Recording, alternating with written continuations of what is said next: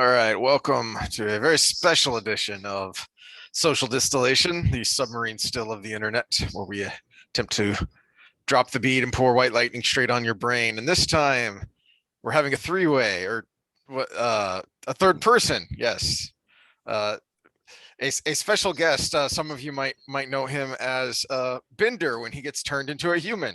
Here he is in all his glory. The Affable Gentleman. How's everyone doing today? Well, first off, why don't you tell us who you are and what's your podcast, and we'll get that out of the way first. Well, my name is Charles McManus. I run a Twitch channel called The Affable Gentleman, and I'm slowly getting into YouTube as well, and occasionally releasing a video or two on YouTube. And currently what I'm doing is I'm running a video game stream, with a 68-year-old Coast Guard veteran. It's kind of my Tuesdays with Maury, where I play a game and I've connected with him on Discord so that he can actually experience the game too. His wife has MS, and ever since this whole COVID thing got started, he's basically been trapped in a house by himself with his wife and going a little bit cabin fever, stir crazy. And as a senior citizen, I figured, you know what? I used to always go over to his house. I used to play video games with him. I remember bringing my Xbox once and setting it up on his TV, and I'd play Wolf Among Us or something story-based where he could get into it.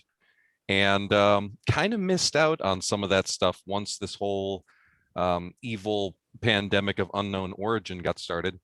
And, we decided to start that back up again. So from Sundays until noon to 4, I'm currently playing Witcher 3 with a which is a badass game, by the way.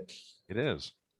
I probably need to get into as detailed He's as you. experiencing it from the first time. So I've played through it a couple times, but this is a first time playthrough for him. So you get to hear all the gasp and horror and sadness and everything else that you get to experience when you play that game from his perspective.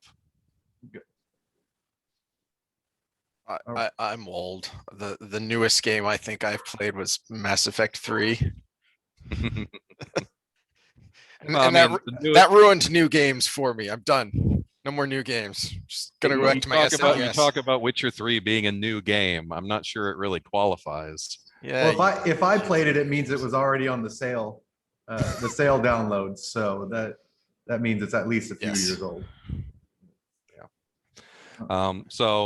Yeah, that's currently what I'm doing. I met this guy back when I owned a game store here in Central Texas, and he was just the old crazy coot that came into the game store, and old crusty Coast Guard veteran that some of us other veterans just kind of took a liking to, because if you're a veteran, you're allowed to be a fool if you're an honest fool.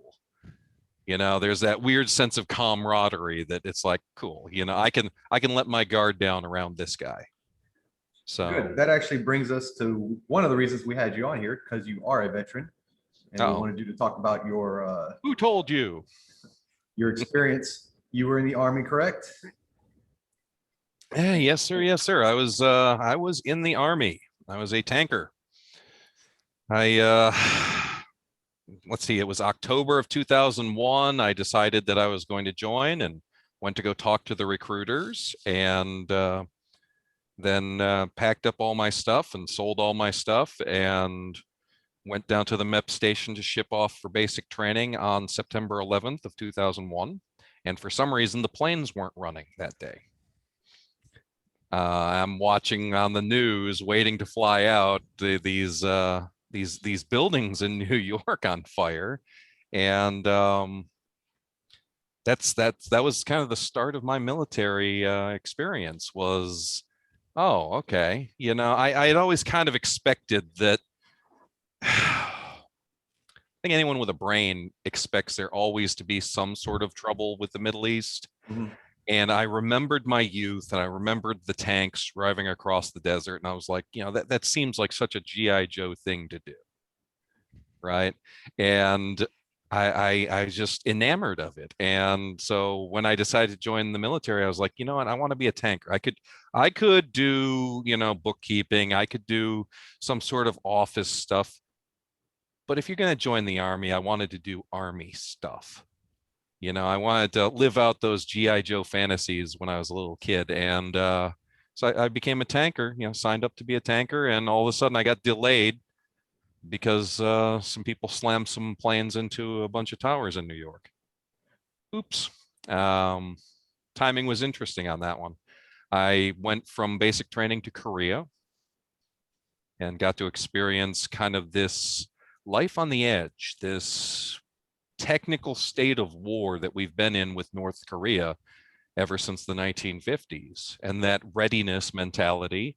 And there was a certain amount of military discipline. It was not a big shock going from basic training, which, a lot of movies do a pretty good job of showing the stress and the strain that people in basic training go through. It wasn't a big leap to go from that to this state of readiness in Korea. We were in Camp Casey, which is, I don't know, 30 miles south of the border. It's within striking distance of North Korea. And so I spent a year there. And I come back to the United States in time for my unit to tell me that in 1 week we're going to Iraq. And it's like, oh my, okay. A lot of downtime cool. there. Yeah. So instead of getting downtime, I was in processing into a new unit that was going to a war zone. I arrived in theater the day they were tearing down that big Saddam statue. I don't know if anyone remembers that. That was, I know, on the news. They hooked up an army towing vehicle to that maintenance vehicle, and they were pulling down one of the big statues. That's the day I arrived in theater. And there were several bases that we took in Iraq around Baghdad, Baquba, and that was what I'd kind of always envisioned when I thought of being in the military. It's doing actual war stuff. And then we stayed there. And we didn't have a specific task in mind. It went from shock and awe. Those of you who were around in early 2000s know that was kind of our modus operandi when we went into Iraq, was shock and awe.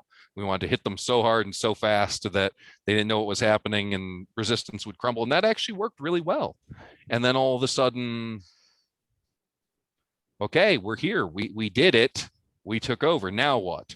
Well, okay, now we're going to stick around until they get free election, until we capture Saddam. Okay, cool. Let's stay here and secure the area till they get Saddam and they find all of the members of that regime so that they don't have to worry about a resurgent regime. Cool. We did that. Okay, now what? Well, we're going to stick around until they have free elections. Oh, okay, that makes sense. Okay, now what? Well, now the two branches of Islam are fighting each other and we have to curb sectarian violence. How? How do we do that? We're in a tank. There's only one thing we can do with a tank, and it's not to prevent violence. You were still a private at the time, right?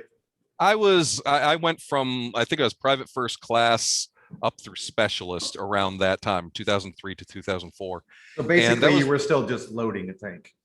Oh yeah. I was either loading the tank or driving the tank, or if it was really hot, they'd allow me to be the gunner down there in the hole, in the heat. Yeah, it's 140 degrees outside. That means get down into the gunner's hole and drink water because you're going to need it. I remember one mission I went on. It was just an hour-long mission. I went through 7 liters of water, just guzzling it. I'm stripped down to my waist, just chugging water down there because it's 160, 170 degrees down there.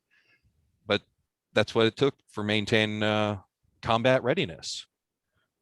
And it seems like we transitioned, and strangely enough, this was kind of the first time I noticed a distinct shift. And I had assumed because I was young and dumb and just a private first class or specialist, I assumed that this change I was detecting from combat readiness, let's say combat readiness over here, combat readiness, to social responsibility, where we had to take care of the people. We had to win hearts and minds. That was, we shifted from shock and awe to win hearts and minds. And it's like, how? You trained us to shoot people.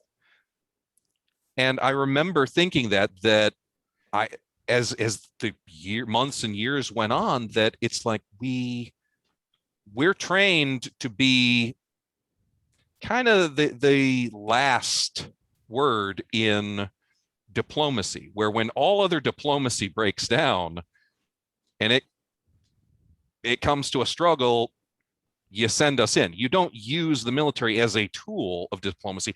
It's kind of the sort of Damocles hanging over someone's head going, you either see things our way or we encourage you to see things our way. And we started getting used more and more as I don't want to say as a prop, but in a way, it started becoming very important for us, not just to do the job, but to do it in a certain way that made the politicians look good.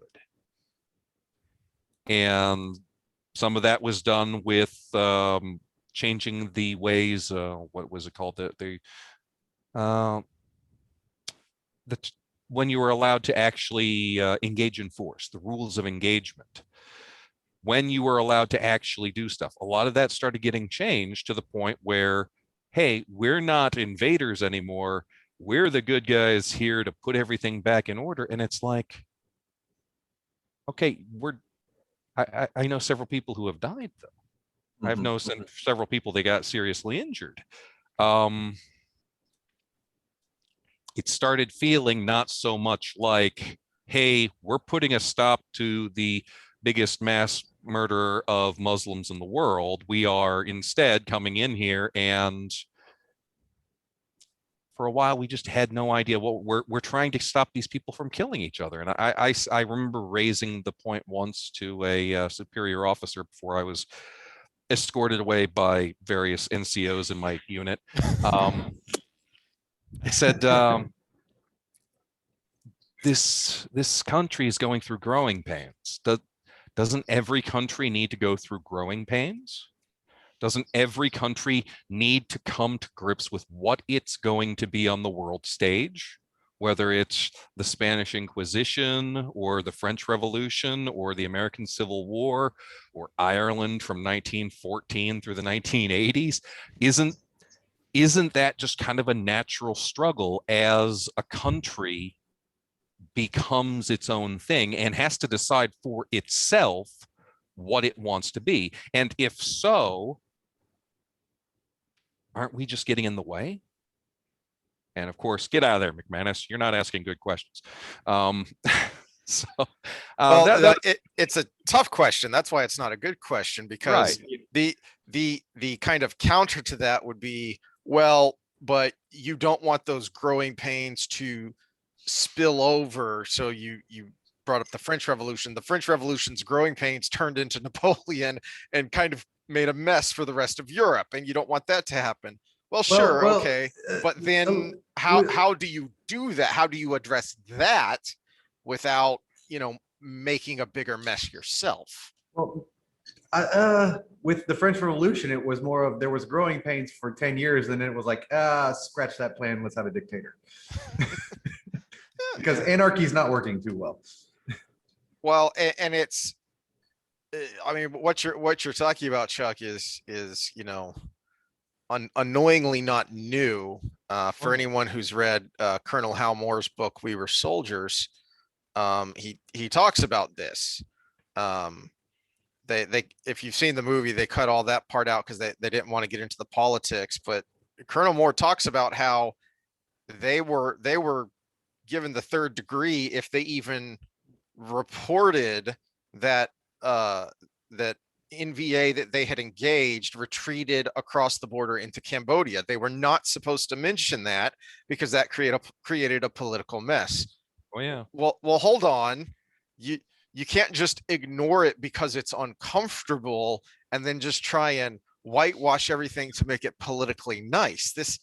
These are the facts of what is happening. Now, what are we going to do about it? Can we please discuss this in a rational manner?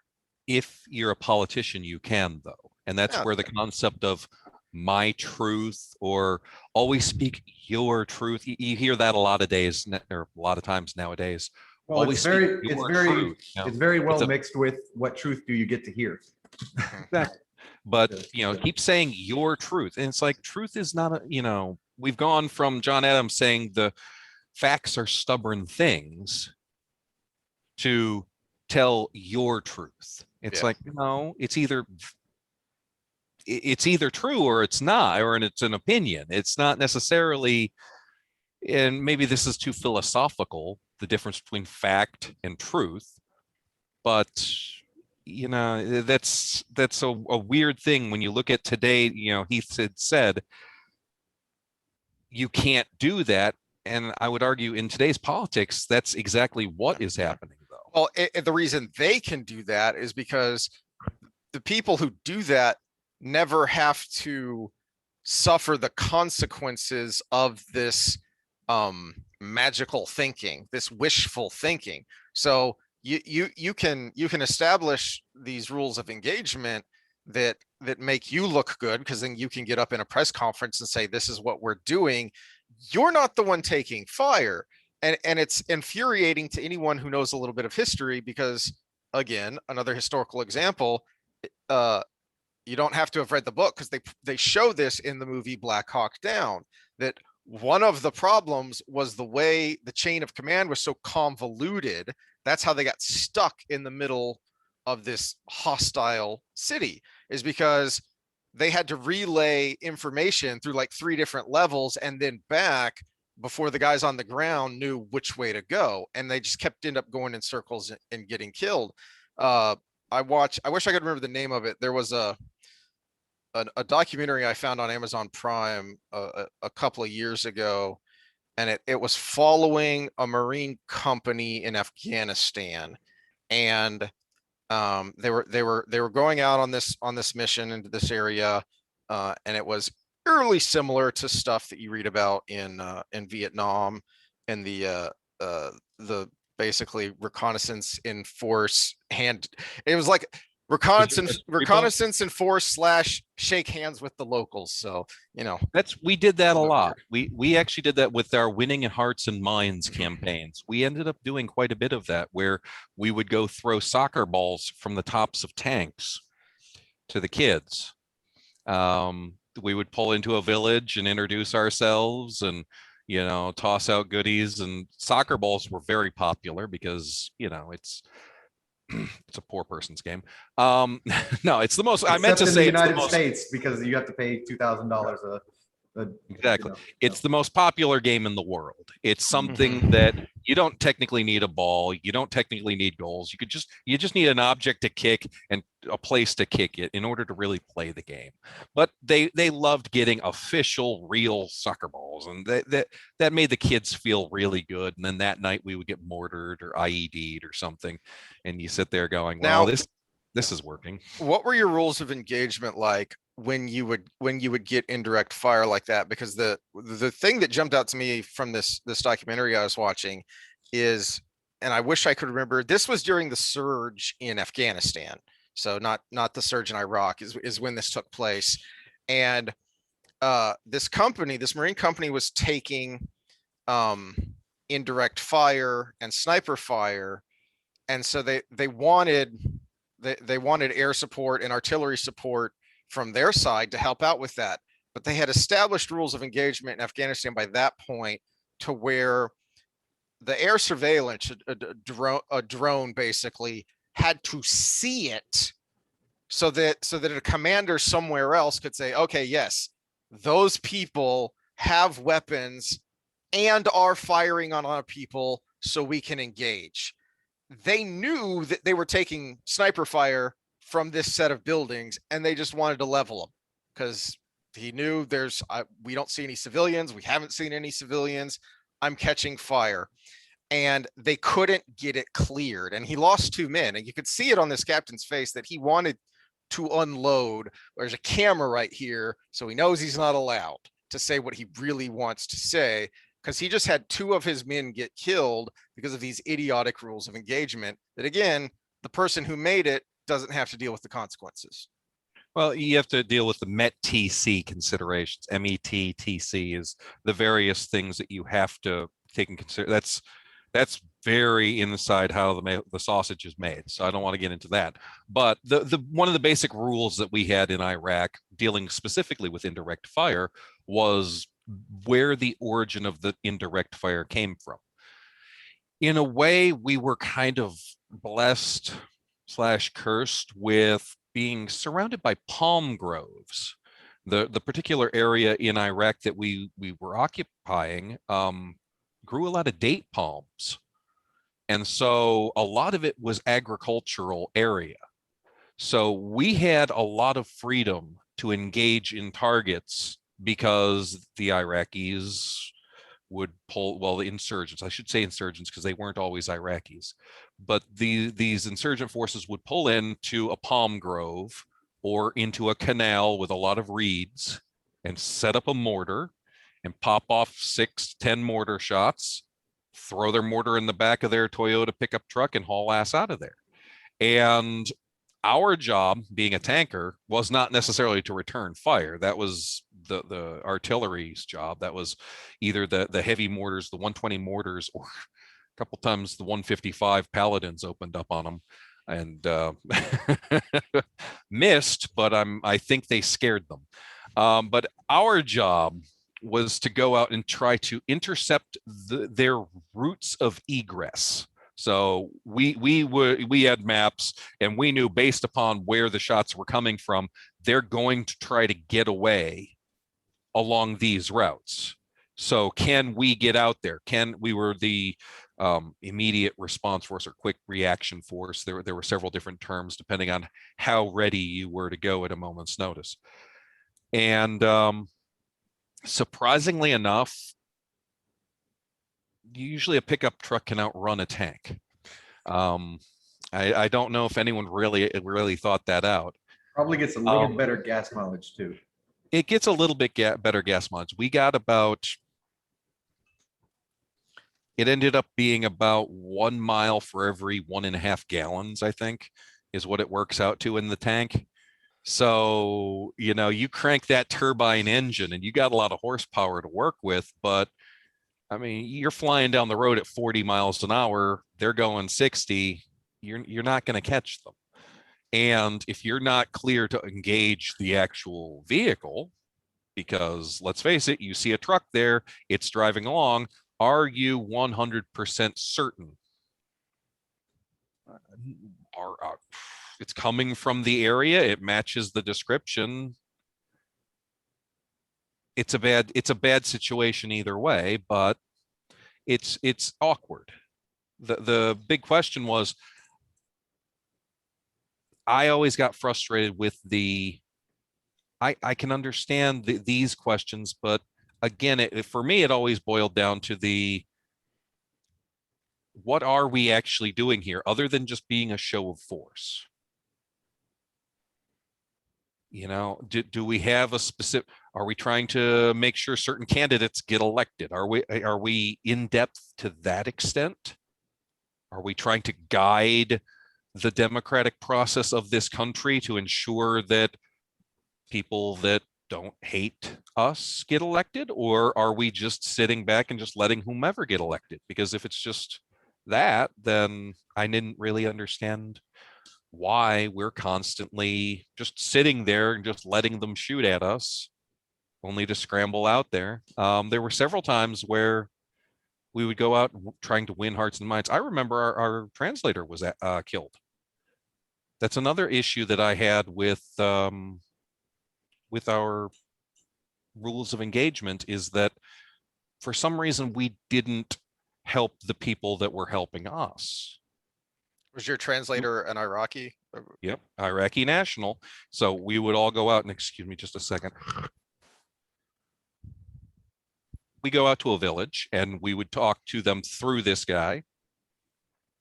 And then one of these days we found him just dead in the road, having been shot twice in the head. And it's like, we're just letting him walk home at night. Yeah, we bring him back and let him walk home, you know? So it's like, why is there any incentive for any Iraqi to side with us when we just leave them out to dry like that? I didn't understand that either. But again, I guess I'm just a private. I'm not supposed to know these things. Well, we'll hopefully have other people to weigh in too that are more than just your private parts. Oh yes. It did get a little bit more interesting my second tour over there, and I could actually detect there was a definitive change that had occurred by my second deployment, that we had gone from shock and awe into winning hearts and minds. And then second deployment was end of 05 through 06. So that would have been during Fallujah timeframe, you know, the Battle of Fallujah and the surge in Iraq. And our job was to guard the highway, the main supply route to get goods from the port down in Kuwait up into the country. And we were to guard the highway because tanks have a very powerful thermal sight on them. So we can get up onto an overpass and look down, have one tank look down this way and the other tank look the other way down the road. And if you're 5 miles away trying to plant an IED in the side of the road, which was at that point the primary threat, we would see you. And that's a lot of times people forget. Our first year that we were in Iraq, they were trying to shoot at us like normal engagement. Mm-hmm. By about a year, after a year had gone by, sorry, I'm even remembering as I'm talking, they originally called British officers down who had served in Northern Ireland to advise us as the IEDs started to become more and more prevalent, because it was just starting by the end of the first year. The IEDs were becoming more and more of an issue. The insurgencies started realizing, hey, if we take a 100, okay, good. If we take a 100 millimeter mortar round, or I'm sorry, let's say 86 millimeter or something like that, and we fire it at them, we are not really doing much. You know, we have to be small enough to fit in the bed of a truck or something, popping off something this big around at them. Even if you pop off 5 or 6, we're hitting the broadside of a barn, we're not doing much. But if we take those 5 or 6 mortar rounds and plant them on the back of highway guardrails, we can detonate them as soldiers drive by. And that's really when we started seeing the mass casualties pile up, is when these projectiles and these missiles and bombs and such started getting used as improvised explosive devices. So by the second tour that I'd gone over there, that was now the primary threat. And it's how do you keep improvised explosive devices from wrecking things? And that was kind of our job. Second tour out, we are now the guard dogs watching a highway. And tanks were not exactly built for long periods of observation, but that's what we were used for. And a lot of people, they re-enlisted with the stipulation of getting out of that unit. I always thought that was kind of funny that the tankers, yeah, we have no problem being in the Army. We just didn't want to sit on a bridge for 48 hours watching a highway. And it was a very strange instance, because it's like, yeah, okay, I understand we've got democratic elections that have taken place. We are now guarding the main supply route. What's the end game? That was something that nobody could ever say. At what point is this the new normal, Is this the new situation that the U.S. Army was going to find itself in, that it was just going to be here? Because I asked, why are we guarding this highway? The answer is, well, this is the highway that all your supplies are coming in on. So if you don't guard the highway, your supplies get blown up and you don't get any supplies. And I said, but if we're not here to begin with, we wouldn't need the supplies to begin with. Therefore, the supply routes wouldn't be okay. Again, it's above my pay grade. I started to realize, what's that? So not anymore. Yeah. We're citizens now, we vote. Yeah, that was something that we always used to say in the Army, that it's not necessarily our job to practice the First Amendment. It's our job to defend the First Amendment. So, keep your mouth shut and do your job, and quit your complaining. Well, and hope that the people who are of that pay grade, as you say, are actually thinking about and questioning these things rather than just, going along to get along and check those boxes, which is, I mean, this is going to lead into some of the things we wanted to talk about today, which Different is kind of checking boxes. well, no, Diversity. I mean, like, I mean the checking boxes, because Chuck can talk about this. The military is very much an up or out organization. If you are not progressing through the ranks, then you're exiting. So you don't just, go in and stay a specialist your whole career because you like driving the tank. It doesn't work that way. Well, and the way you progress through the ranks is kind of a political game, especially the higher you get. You've got to be able to check these boxes that these criteria that the people from on high are setting for you. Yeah, that's definitely a way to put it. And I wouldn't have any firsthand knowledge of what the officers have to go through, but excuse me again. But I can certainly vouch for, people of the enlisted class, the soldiers of the enlisted class. We had trainings that we had to do that, okay, it's standard corporate check the box training. It's not necessarily, here's how to kill your enemy better. It's, here's how to be a kinder, nicer, gentler person and a better steward of the community. It's like, is that really what the military is for? Well, I might push back a little bit on this one, just to play devil's advocate, if nothing else.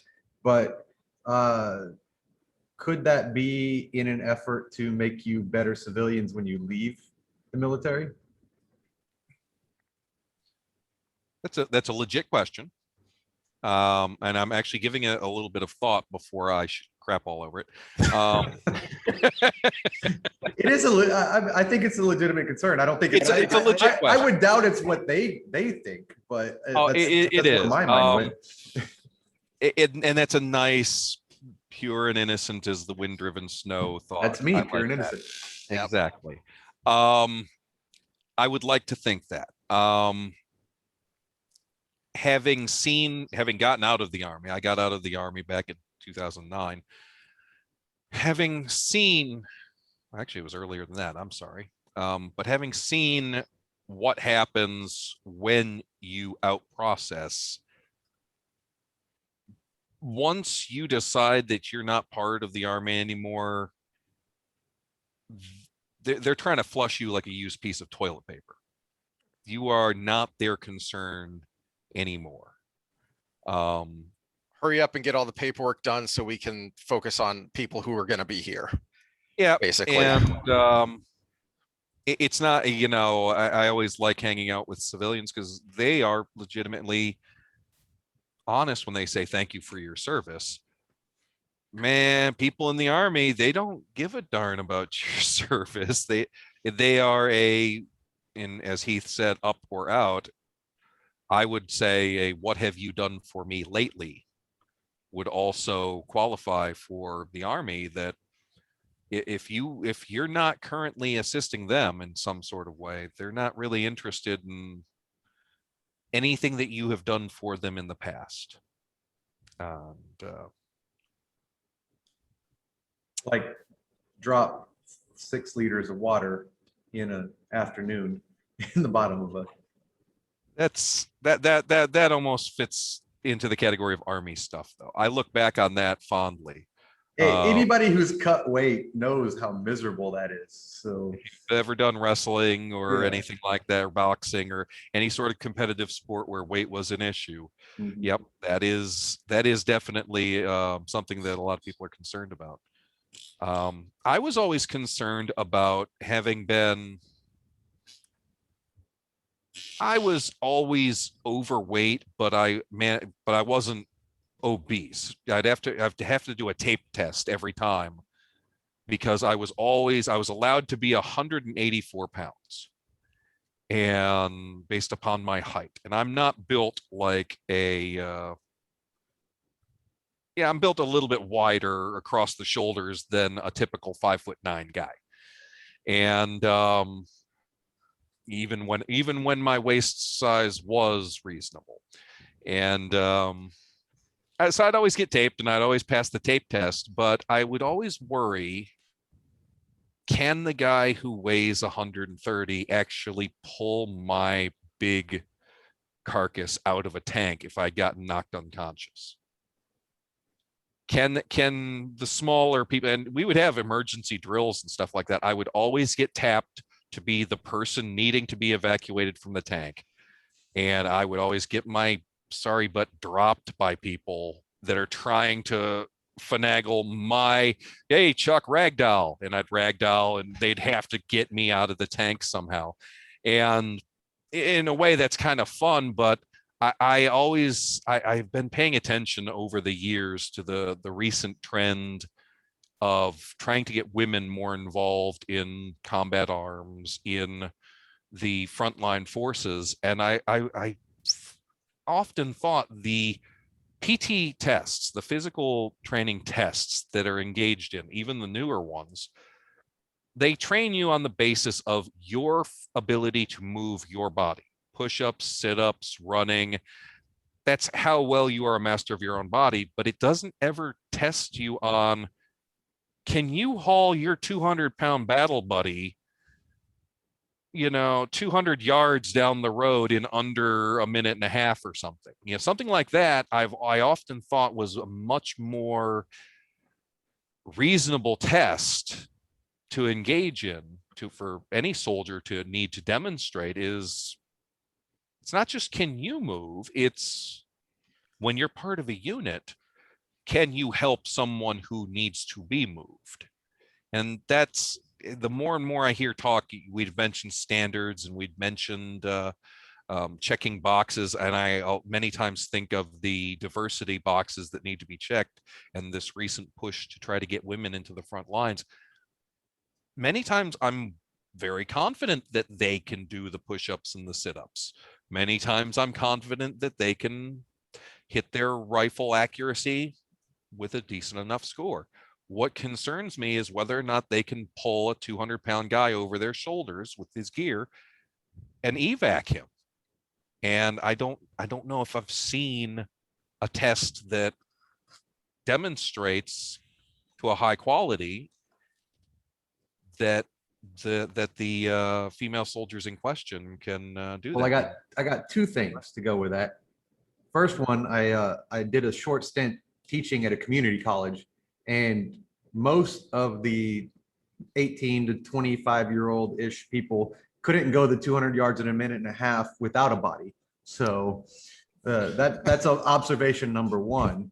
But observation number 2, I did work with the fire department a lot, because we have a volunteer fire department here in Friendswood, and we wanted to promote physical fitness within the department, because it's not mandatory, because it's volunteer.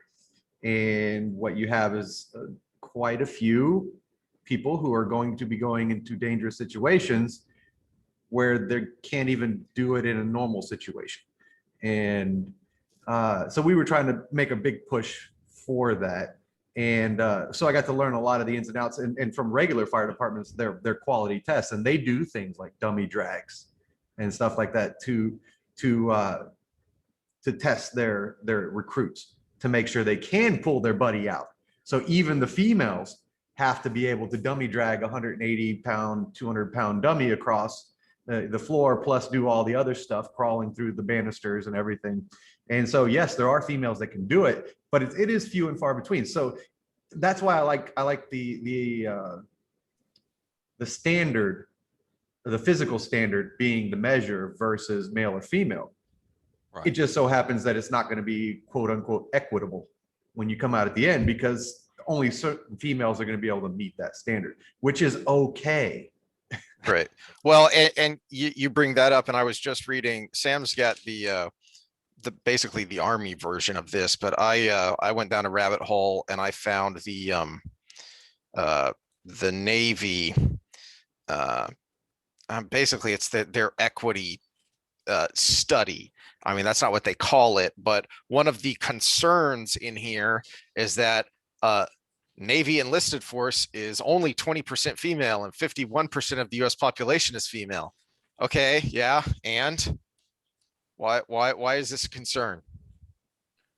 Well, that's part of the issue, is that the military, having taken their orders from the top, taking their orders from the civilian leadership, they create these priorities that, as I said, my opinion of the military, maybe I don't remember even if I said this earlier, but my opinion of the military is they're who you call when negotiations break down, right? They are not the ones that you want a kinder and gentler force. Me and my fellow knuckle draggers are there to actually enforce US foreign policy. It's not what was that Bruce Willis and Denzel Washington movie that started out good and turned out terrible, where they institute martial law in New York City because of some terrorist bombings? I can't remember the title of that movie, but it started off good. No. No, that's with another guy in Denzel Washington. Yeah. No, this is Bruce Willis is a general that starts off good and then turns into typical Hollywood schlock. Hearts War? No, that was World War II. It'll come to me.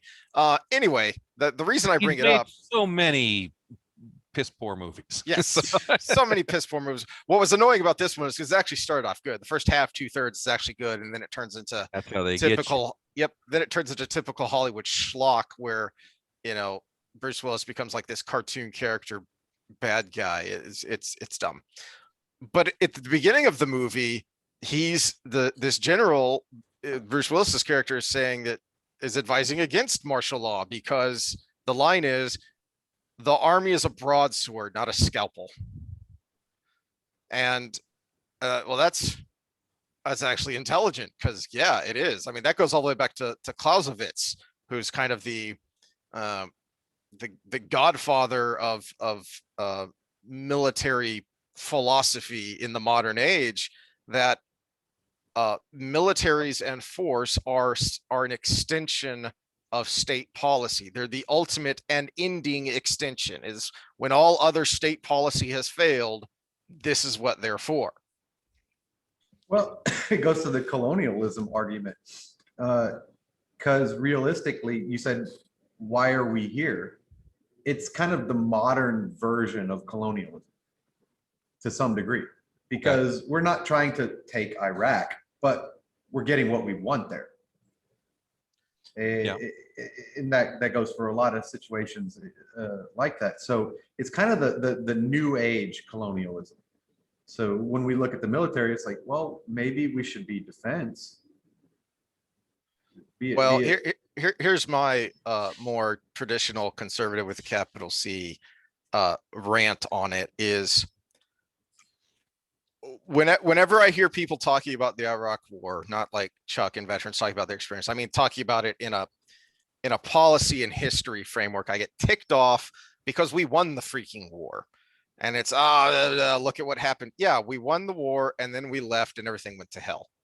And it's because, as I was saying, you're not allowed to have these conversations. You're not allowed to raise your hand and say, hey, what are we doing here? What's the end goal? We need markers. We need standards. We need to think about and talk about what we're doing, where we're going, and how we're going to get there. Instead, it was all hearts and minds, hearts and minds. And then on the other side, it was political and everything's a false choice. So it's either hearts and minds or, it's we're committing war crimes and Iraq is the bad war and we need to go to Afghanistan because that's the good war. So you get a change in administrations, a change in policies, and then they just leave. It's one or the other. It's either we're here doing stupid crap to win hearts and minds or we leave. And then we get ISIS, which has made a big fat mess of things.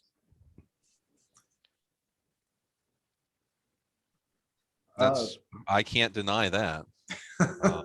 Rant over. Yeah. Are you looking for someone to contradict you on that? It's no, it's one of our themes. This is here bad. Well, how can you be so brave and controversial at the same time? Man, ISIS is bad over here. My God. Well, it's partly assessing threat. Yeah. So I've done a lot of work in self-defense, so I'm going to speak from that since I wasn't in the military, but I'm going to speak from a personal self-defense. You're defending your own body. You don't teach, well, let them throw the first punch and then you punch back and you do this and you block that. And no, you assess the threat and say, is this person going to harm me? And you react accordingly. Obviously you want to get away from the situation if you can, but that's not always feasible. And people that want to hurt you are going to try to hurt you no matter what. And so you assess the threat and then you make your choice and you hope you chose correctly. But at the same time, it's better to end up in jail than in the hospital. Yeah, I've heard the better to be judged by 12 than carried by 6. Yes, that's a good one. I like that. But when I think in the Iraq war, we have the benefit of some hindsight, the hindsight bias. But with any historical event, you have Yeah. benefit of hindsight. And we also have knowledge about the politicians that were in power during that time and what forces were being, what strings were being pulled by what forces. So we have the benefit of that now, obviously. Well, but now see, again, that's part of where it becomes political and stupid, because I don't know if anyone remembers this. It was around 2012.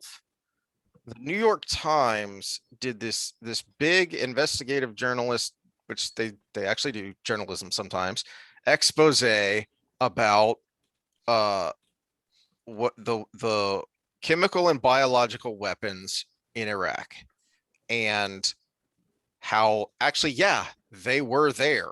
They just weren't in the stockpiles we were expecting. And it talked about how they were moved to Syria or to Iran.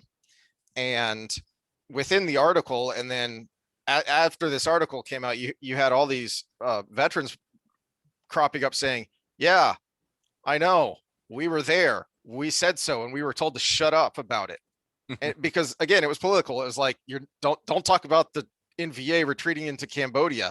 We've already lost the political argument, so we're not going to talk about this anymore, and we're going to shift to hearts and minds and talk about that. No, the justification for going there of weapons of mass destruction, that was right at the time, and people knew it at the time.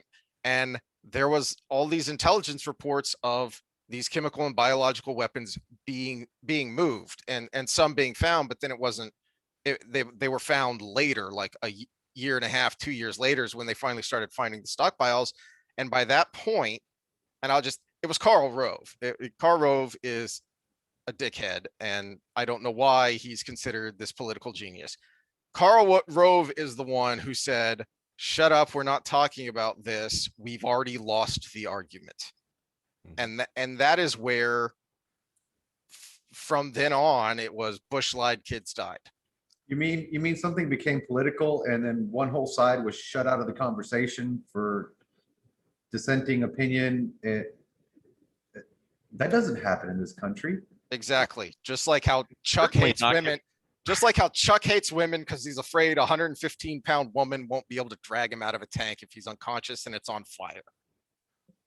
Okay, I hate that I have to do this, but that was sarcasm coming from Heath.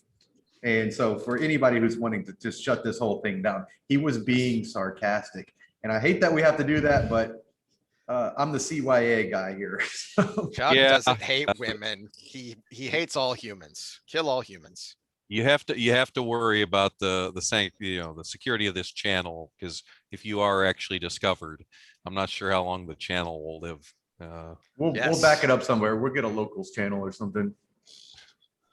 So, On the off chance that we ever I technically go have one. over I just don't know how to use it yet.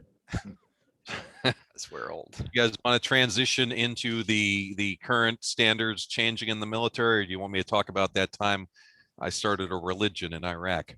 Oh, yes. Thank you for reminding me.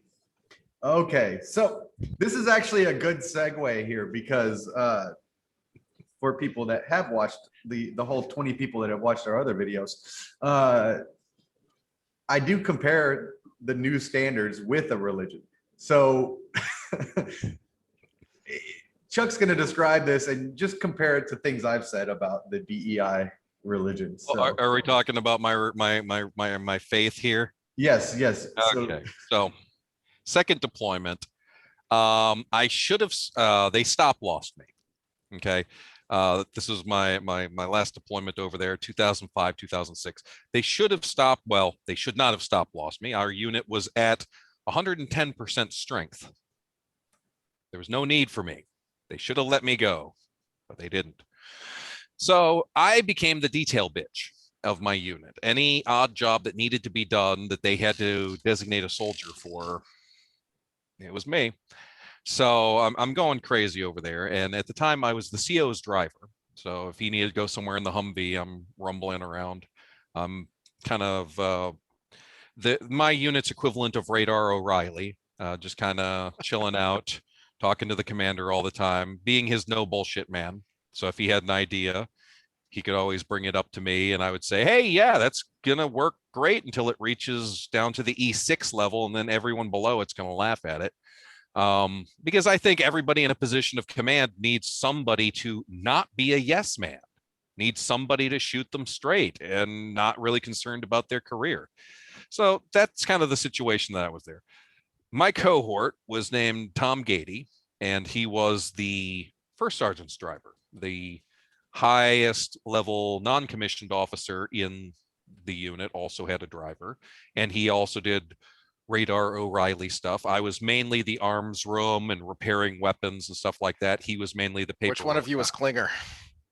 That was another guy, and we're not allowed to talk about that. No, But no you are ask. now. They actually pay for the surgery now. Yeah. That's the issue. But remember, Klinger was trying to convince people that he was crazy, not that he was a transvestite or transsexual. In fact, when people would offer back in MASH, if people would offer to get him out under the homosexuality clause, he would refuse it. Yeah, he'd get He offended. wanted to get out for being crazy. So that's why he was wearing dresses. It really wasn't about the the choice of gender or anything. Did we just get MASH canceled? I mean, it No, should be. because- It's problematic. It Well, probably already has, but Yeah. since I don't know who owns MASH, 20th Century Fox. Your guess. I don't Question. know. So Okay, if back to they, starting if they religion. I'm sorry. I'm just thinking if 20th Century Fox owns MASH and 20th Century Fox is now owned by Disney, that makes Klinger a Disney princess. And no, all right. Going back to religion. So there I am as a a bored person I'm on radios a lot of time, just Roger that, this is Charlie Mike. Where are you currently? Time now, and reporting in on the various vehicles that we have going around. Because as a tank company, we're just made up of nothing but vehicles, basically. And we're getting bored, and October rolls around, and we are informed that the Wiccans will be getting a day off. What? The Wiccans will be getting a day off because their holy day at the end of October or whatever is showing up, and they need their time to worship and celebrate. And I was all for that. It was like, heck yeah. Does that mean we get Christmas off? And we were, of course, told, no, that's ridiculous. Too many people would celebrate Christmas. So you can't give people a day off if they want to do Christmas, but the Wiccans get a day off. And that pissed off me, and it pissed off Tom Gady, and we had time on our hands. So we decided to create our own religion. And we wanted a day off, damn it. So Tuesday was going to be our holy day. And he looked it all up. He was the guy that, you know, had all the paperwork and knew all the regs and regulations and everything else. And we had to annotate all the beliefs and tenets of our religion, and we had to have a certain number of followers. So he was busy creating the faith. I was busy out there being the priest, being the person recruiting others to the faith. And you know, we weren't Amish, we were Thomish, because it's Tom Gady, and we decided to name it after him. And we got to about 60 people that had signed up to become part of our new religion when the higher ups got wind of this, because naturally a private told them what we were trying to do. Oh, Yeah. snitches get stitches, man. Yeah, exactly. You know, here we are trying to get some people some days off, and we're using the Army's, you know, tenets and belief structures, and we're finding loopholes to do it. And all of a sudden we were shut down with authority and threatened with Article 15s, because they knew that we were making a mockery of this. And so me and Tom Gady ended up having to stop. And we actually had to get to like 100 followers. That's it. That's the number. So we had our tenets of belief. We had 63 followers, and then it got shut down on us. And all of a sudden we had to work on Tuesdays. So. Yes, because what you were doing was the mockery, not making sure Wiccans had the day off. But no, of course you can't have Christmas off.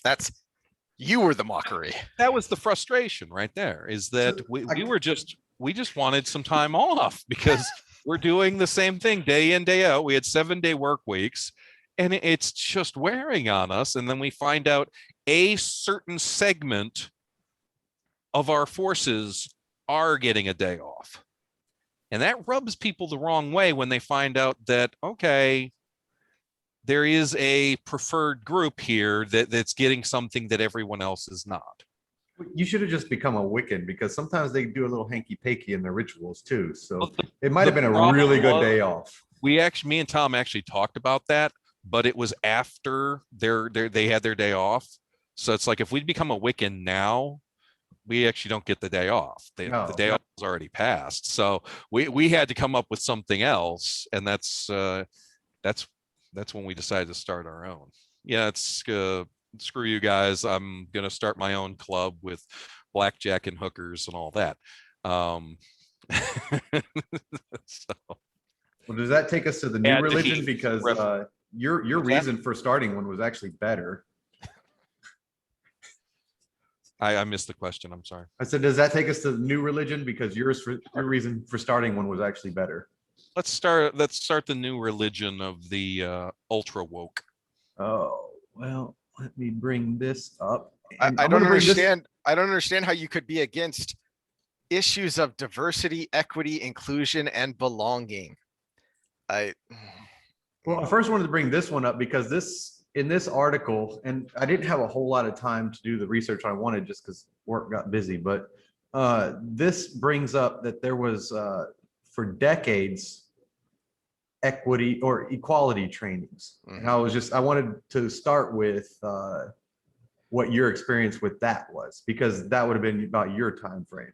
Right, we had to go through a couple of those. I didn't have to take, I mean, the course to actually create an officer, I think, was something on the order of like 60 hours long or something, in order to create a trainer, you know, someone to go to the various units. And from what I remember, it was our battalion had to have 2 or 3 of these guys to go around and do the occasional mandatory, and honestly, as federal employees, you kind of need to go through the training.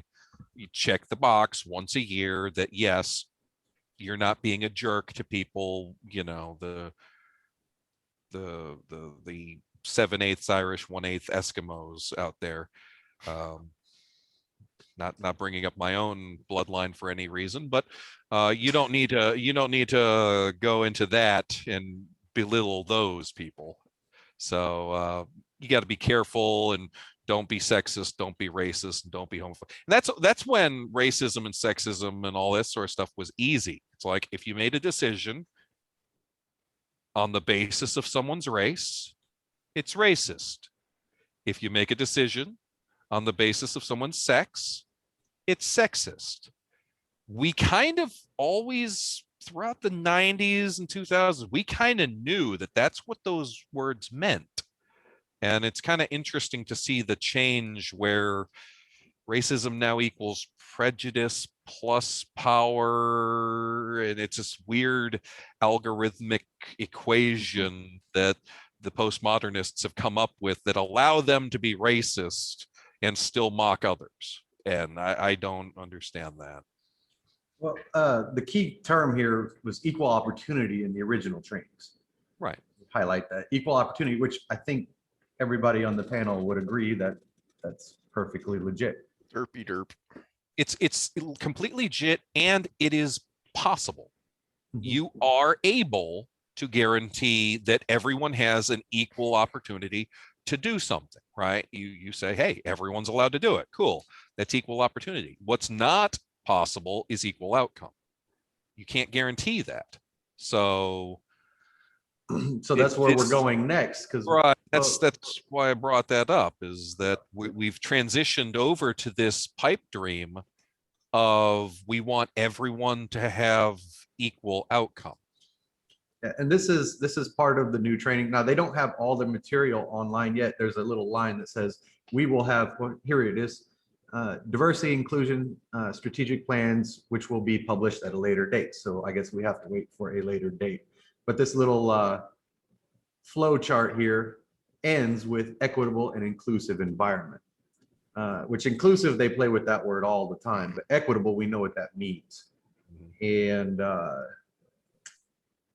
I don't know, give us your take on, as a military man, your comfort level with all numbers being equal regardless of merit in that environment. Well, it's just not true. When you're going out on a mission, there's a group of people that you know you want to take on the mission, and a group of people that you kind of have to take on the mission. It has nothing to do with their gender. It has nothing to do with, you know, their race, nothing to do with their religion. It has to do with, do I trust this person to put the bullets where they need to go?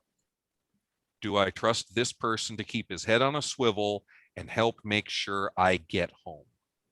And what characteristics were the biggest contributors to that trust? Not to speak to any, don't speak to any race or anything, just if you had to pick top three. Yeah, you have to pick top three. If you said, I knew this person and these are the top three things I look for and what makes me trust this guy. Well, you needed, one of the ways I always heard it best said was, would you trust a person, if you were going to be out of town, would you trust a person to check in on your wife? And would you trust a person to stop by your house and feed your dog? If you trust them with your wife and you trust them with your dog, there's a pretty good chance you could trust him to watch your back, because you know he's not going to do anything to betray you, and you know that he's deep down inside a pretty decent human being if he's taking care of an animal. That's really as simple as it has to be, in my opinion. But a lot of other people want to add stipulations. So I would say they also have to be competent. You know, it's not enough to just be a nice guy. It's not enough to just be a trustworthy guy. You got to be compassionate, trustworthy, but you also have to be good at what you do. You have to be able, one, you have to have the fortitude to be able to pull the trigger on another human being. And you also have to have the confidence that those bullets are going to go where you wanted them to go. That's the number one thing when I was in, anyway. And unfortunately, we've gotten to this point, from the friends that I have that are still in, where the focus is whether or not everybody's shiny, happy, and equal, and being kind and courteous. And I remember saying some of the most vicious, vitriolic, and disgusting things to some of the best friends I ever had in my life. Yeah, well, we've been part of that. Yeah, yeah. And yeah, better than you guys. But no. but the thing is that you get to a point where you're with people, you don't have to worry about whether you're being representational enough with them. You don't have to worry about whether or not they feel empowered and they have the what's the word, agency to make their own decision. It's like, no, you don't. You when you're really part of a team and you're working as a unit, you don't have to worry about any of that stuff because it comes naturally. When you start focusing in on that stuff, all of a sudden it starts becoming a bit, I don't know, toxic is the best word that I know how to describe it. It creates this weird feeling where you're either being watched or people are going to snitch on you, or God knows anything else could happen. And that's not conducive to being in a unit where everyone has to trust each other and everyone's got to watch each other's back. See, according to literature I just brought forward, even though they didn't give a lot of details of what they're exactly going to train, and we do know from other corporate trainings, like Coca-Cola's, for instance, these things have caused division. It magically disappeared when people noticed it. Yeah, well, these trainings have caused division in the workplace. So do you think what they advertised in the Army PDF that I had up there was that it would actually create a more cohesive unit? So from your professional opinion, as someone who's been in that environment, was your unit cohesive enough, or do you think this would take it in another direction, or do you think that there could be things that could contribute, that could help create a little bit more cohesion? Well, that's a good question, because that was always a concern. Even when I was in, they refer to it as esprit de corps.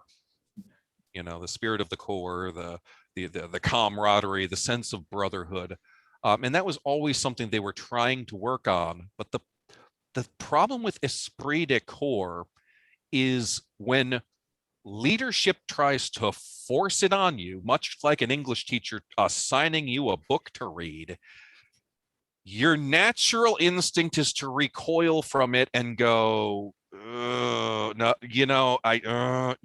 you resist it.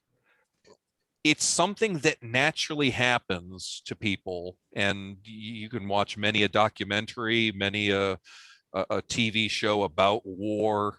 It's something that naturally happens when people on the same side are put under a lot of stress. That's the very concept of basic training, in fact. They band together, they form a unit, they form a team, and they start trying to work towards a common goal. It's a very strange thing. I see all these post-apocalyptic TV shows and stuff where people are always at each other's throats. The truth of the matter is, when the chips are down, that's actually when humans start banding together the most. Lincoln referred to it as the better angels of our nature. We tend to bond together very, very closely when times are hardest. Let's look at Texas when it froze solid 2 months ago. How much pillaging took place? How much rampant crime took place? How much preying upon your fellow man did you see? And how many amateur plumbers were out helping people get started again? Exactly. It's one of those things that when bad things happen, when 9/11 happened, people like to forget that George Bush had historically the highest approval rating of any president since they started measuring it right after 9/11. When bad things happen, we don't focus on our differences. We unify. We do the e pluribus unum thing when chips are down. The problem is that United States society is actually really, really good. We actually have one hell of a standard of living, and at the state of being insensitive to the plight of some people, historically speaking, we're doing really, really good as a society when you look at our standard of living. And all of a sudden, the trials and tribulations, even 100 years ago, that we would be suffering, and I don't want to bring up the 1920s, but the trials and tribulations that we suffered from then are not a common thing anymore. We do push through and we do advance, and I always get frustrated whenever I see people trying to control this natural instinct of humanity to bond and band together when faced with adversity. People try to guide that and control that, and I don't even know if that's possible. It might be. I personally don't think we're doing it right, but Well, to an extent, you brought up something that was a question I had on when we got into the equity nonsense topic is, I mean, you do that is what basic training is or was supposed to be for. Is, I mean, it is, I don't want to call it scientific because I hate the overuse of that word, but there is a system there that is well practiced in order to put you under high pressure and break you down so that you can be built back up. And that was one of my thoughts looking at all this nonsense, shifting the equal opportunity to the equity and inclusion stuff, is how much is this really necessary? Because by the time you go through your basic training and then you've got, specialized training, and then you actually get into a unit where you're doing more training, you've already formed bonds with your fellow servicemen, with the people you're working with, regardless of what they look like and where they came from in life, because you've been put under this high pressure environment. And that was the point of the high pressure environment. So what exactly is the point of this? Again, I don't know. It is a political thing that this is, and this is one of the things that I've sometimes worried about. I'll answer your question with a question, if I may. For the last 20 years, we've propped up the military as the heroes of our country. Is this becoming something where certain political interests want to see more representation of their constituent base as these heroes of the country? Is that something that's happening as a result of, we want to see more transgender representation as in the military so that they can be heroes too? We want to see more, I think you're spot on, and it's something I've thought of for a while, to express a very unpopular opinion here, but I have long thought that is the point of expanding the role of women in the military. Is, I want to be able to wear the uniform. I want to be able to be a hero. I want to be cool like that too. Okay, well, that's nice, sweetheart, but not everyone is cut out to do those things. Yeah, I want to be the UFC light heavyweight champion. That ain't gonna happen. Yeah, it'd be cool if I was. It's not gonna happen. I'd love to be able to play the cello. Why didn't I get a scholarship to Juilliard? Because I have no musical talent. That's why. Not because they discriminated against me. Sometimes that's just the way life works. Well, but again, we're muddying the water of opportunity versus outcomes. Well, that's what something I was about to ask. Every woman should get the opportunity to do that, but she has to pass the test. Ronda Rousey could be a soldier, because she could drag you even right now, Chuck. And hey, what's that supposed to mean? She's a badass woman. One of the firefighters I was talking about, she was actually one of the stronger people, period, that I've trained, and I've trained professional athletes that are males. So just to go on record, I'd let Ronda Rousey. I'd let her drag me. Well, what I was going to ask Sam is, I think we've talked about this, but it's still a little bit weird and mind-boggling to me, but you've delved into the mind of the critical theory and postmodernists, a lot more than I have. And can you explain this sleight of hand going from equality to equity, and why they do that and what that means to them?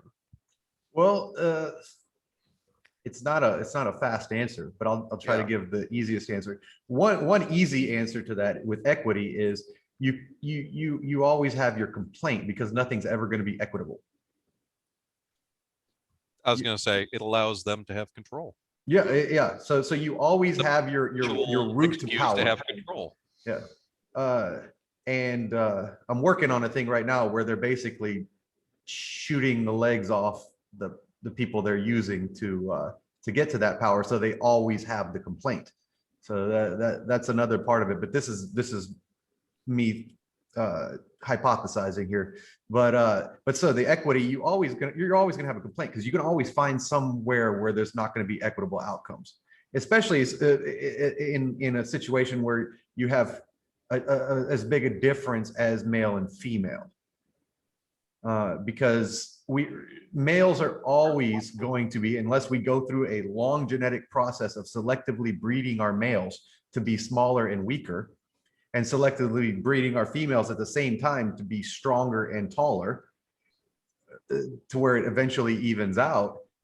We're always going to be in that state, but we would have to purposely do that, and that would be quite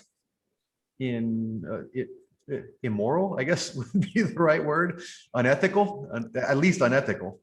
But unless we went through that process, males are going to be stronger than females physically. As we go into the data that other people have gone into, men are going to like things, women are going to like working with people. Men are going, here's one for the military, here's the best one. And our prison system reflects this. Men are more aggressive. Yep. We're the more aggressive sex. And it's overly attributed to testosterone, but that's a long story. Well, and people, one of the many things I get annoyed at, is one of the many reasons I'm trying to stay off of Facebook now. People like to bring up atypical historical examples, say, well, see, women can fight too, because there are historical examples of warrior women. Boudica in the who led a rebellion of Britons against the Romans, and except in pretty much every example I know of warrior women, that was in defense of. They were not engaging in aggressive war. That was them taking up arms because their family, their tribe, whatever, was in danger. Because that's when that mama bear, you will get a new aggression. Yeah, that's when that mama bear comes out. One of the thing. Oh, you want to keep going, Heath? No. Well, I had another question for you. That it was my second question on the nonsense here. To get your perspective on is, so I've said for a long time that the bad things can happen. Bad things have happened in the United States, but the worst case scenario, especially talking to people on the right who, communist takeover, blah, blah, blah. It's like, okay, look, we're not going to become Venezuela. Bad things can happen in the US, but we're never going to become Venezuela, because if the worst came to the worst, the military either wouldn't go along with it or would actively stop it. This stuff genuinely concerns me, that is no longer the case, but that will no longer be the case the more people in the military are indoctrinated with this equity and inclusion nonsense. This new religion. Yes, it is, and that's a concern that I have, is that one, people should be able to realize that what they're talking about is not technically possible. I believe it was Thomas Sowell that brought up the fact that you can take identical twins raised in the same household, and they end up with different outcomes in life. And if you can't guarantee the same situation to identical twins that are raised in the same household, how the heck are you going to do that when you have any differences? I know two identical twins that Yeah, have a 4.5-fold income difference. right.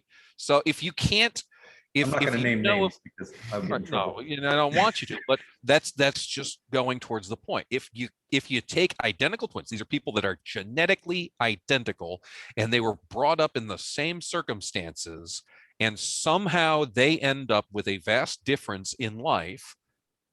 If you can't guarantee an equity of outcome with that situation, Oh no. Oh no. Did we lose you, Chuck? That's a great place for him to freeze. It's a beautiful shot.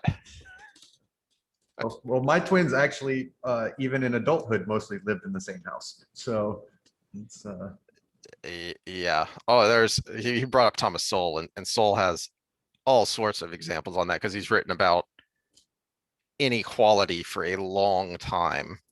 Um, you have, while you're telling your story, I'm gonna try to get a hold of yeah, these. there are way more Jewish Nobel Prize winners than any other demographic. We mentioned the NBA, 72% black. Japanese Americans have a higher family income than all other demographics by a significant margin, even. So there are always going to be inequalities. And so if your focus is equity, you can never get there. That's why there's this sleight of hand. And that's why my eyes got real wide when I was looking at this. Like I said, you're looking at the Army one, I'm looking at the Navy one, and I see that word equity and inclusion. And that should send warning bells that these are people who are either purposely trying to instill these critical theory ideas or have themselves been indoctrinated with it, and they just take this, as you say, that they just take this religion as face value. It's that the stereotypical, grew up in the church and has never had their ideas challenged and just takes all that for granted, and that's what's going on here. Well, I want to take that a step further because this is something I didn't know when I did our my little analysis of just the different threads that are coming together with this. Is there's actually an internal reporting system now being implemented where I could snitch on you if I thought you were saying the wrong things What, anonymously in general or in the military? in the military, in the Army. This Okay. is something that was in theirs, and I have the tab up. As soon as we get Chuck back, I'll bring that up. That's not Maoist at all. Nothing That- worrying.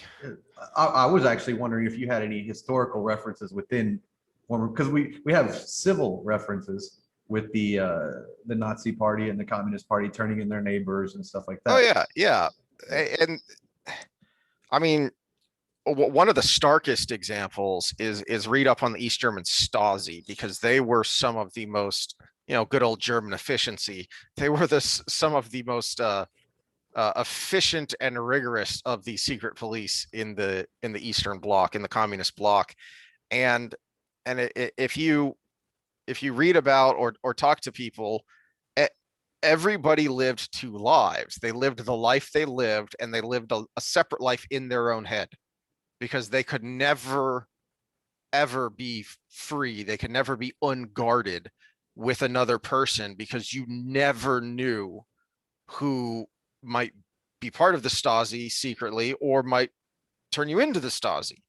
Because I mean, just imagine, we talk about your truth and and my lived experience and all that. So just imagine how you're destroying that for people if you're making everyone walk on eggshells because just the slightest wrong thing said, and they could get turned in and have their life destroyed. He is rebooting. For everybody that noticed the hiccup there, we had some technical difficulties. The actual technical guy on the bottom there, he had to reboot. So we all took a bathroom break and all of that. I did find something, by the way, while I was on my bathroom break. That what are you doing? Where'd you go? I'm leaving. No, I'm not going to leave. I'm not. You remember this, Chuck? Just playing. Oh yes, the DMZ piece. Yes, you Yeah, brought me that back from I got that Korea. when I was in South Korea. That is one of my decorations in my office. And a book came in with Amazon that I got Ben, and I got one for one of my friend's children that is very young. Oh. Jocko Willick, children's book about growing up. So we're trying to get the next generation to clean up the mess after Gen Z kills everything. So, all right, we were talking about equitable outcomes and how they're really not possible, even among twins. Heath and I went into, while Chuck was gone, into some historical examples of military ratting each other out, because I wanted to bring this up for Chuck, because now apparently, oops, I'm not on the right one, but it is this one, I believe. Stand 2. This is part of their new diversity, equity, and inclusion program, and one of it is the iWatch Army. Where basically you can anonymously report your peers for the I salute right there was also something where reporting extremism. I see. part Of that. And that's the headline there, combating extremism. And for those that watched our last video, you showed we went down the problematic wording of what is extremism and what is domestic terrorism and stuff, and how it's being coupled with all of the things that the diversity and equity inclusion trainings are teaching. Basically, if you're white and you don't support it, then you're now not just white, you're a white supremacist. And if you're a white supremacist, you're equated to a domestic terrorist. And if you're that's where the extremism kind of becomes very worrisome, to me at least. What do you think on that? Because you said you recognize I salute, so obviously not all of this is new. Well, a lot of it is new, but it's also things that I've seen in the news. But it's one of those things where that is a big trend nowadays, to actually report on these behaviors that are deemed socially unacceptable by our overlords. I remember receiving a notification yesterday that Twitch was going, the streaming service Twitch that I stream on is going to start implementing a method for people to report on Twitch users outside of their streams. So if you've said something or done something that people disagree with off of Twitch, Twitch is now going to take steps to rectify that situation. So basically, we just got you banned from Twitch. Right. And that's not necessarily you, but that's part of the issue that I've seen a lot of, is this totalitarian control that people want to have over your life. And there's not a huge fix for it. I've often said it takes a special sort of asshole to want to become a politician in the first place. It takes a weird sort of person. That's one of the reasons why you don't typically see any of these leave us alone, just let us live our life people actually become politicians, because that would be an anathema to them. That they would hate being in a position where they would have to take control over other people's lives. So the liberty loving sort of individuals don't typically run for office, because that just doesn't jive with them. So to answer your question though, on specifically the Army policies of reporting on soldiers and reporting in. Unfortunately, that's not new. They kind of relied on that to some extent, not for the reasons that they're doing it now, but to some extent back when I was serving, they understood that other soldiers were the best route, the best notifier of what's going on when leadership eyes are not paying attention. And so the snitches, the Blue Falcons, they had no problem telling the higher ups exactly what's going on under the official noses. And so it's not surprising, and it's a little bit frustrating, because not necessarily frustrating in the sense that they would do that, but what recourse happens then? Is it just you said something someone else didn't like, and therefore punishments have to be handed out? At a certain point, you sit back and go, did the person break any laws? Did they break any rules? Did they break any regulations? No. Then why is any reporting action taking place? Well, according to the Vice Admiral from the Navy video that I watched, if you just share a meme or a link on social media, you could be spreading extremism. Oh, yeah. Hold on. We live in a day and age where a stupid cartoon frog means you're a white supremacist. So there is no slippery slope. We've just been turned upside down and we're free falling here. Well, and it's also the changing definitions, because who got the memo when the OK sign became white power? Apparently I didn't, because I was using it for 2 years after it was officially changed. It's because it started. I'm pretty sure that was one of those 4chan jokes. Yeah, 4chan well, I know the roots of it, and I've Yeah. researched that part, but I mean, what happens if you just didn't get the memo? Well, like Biden's press secretary used that in one of the press briefings, and I'm sitting here going, I thought that supposedly meant white power. Why are you using it? Or have we gotten to the point where we're on the other side of that bell curve, past the point of stupidity, and we're starting to get a little bit of common sense on that particular issue, realizing that no, it doesn't mean anything like that? No, we're still on the top of the stupidity spectrum, because it's not that it's okay because it's the OK sign. It's that it's okay because people just don't even notice because their person did it. Yeah, that's true. Well, I think the prime example of how we're at the peak stupidity still is the fact that we're talking about this nonsense in regards to the military. Now, if you go well, I can't say that word. If you go full race theory, if you go full postmodernist, and you're a screeching, annoying person on social media, all right, that's annoying. That could have repercussions for other people, for you. But and they can be serious. I mean, we are talking about people's livelihoods, but we're not talking about life or death. Well, now we are. I mean, you start undermining unit cohesion, as the buzzword likes to be, right, Chuck?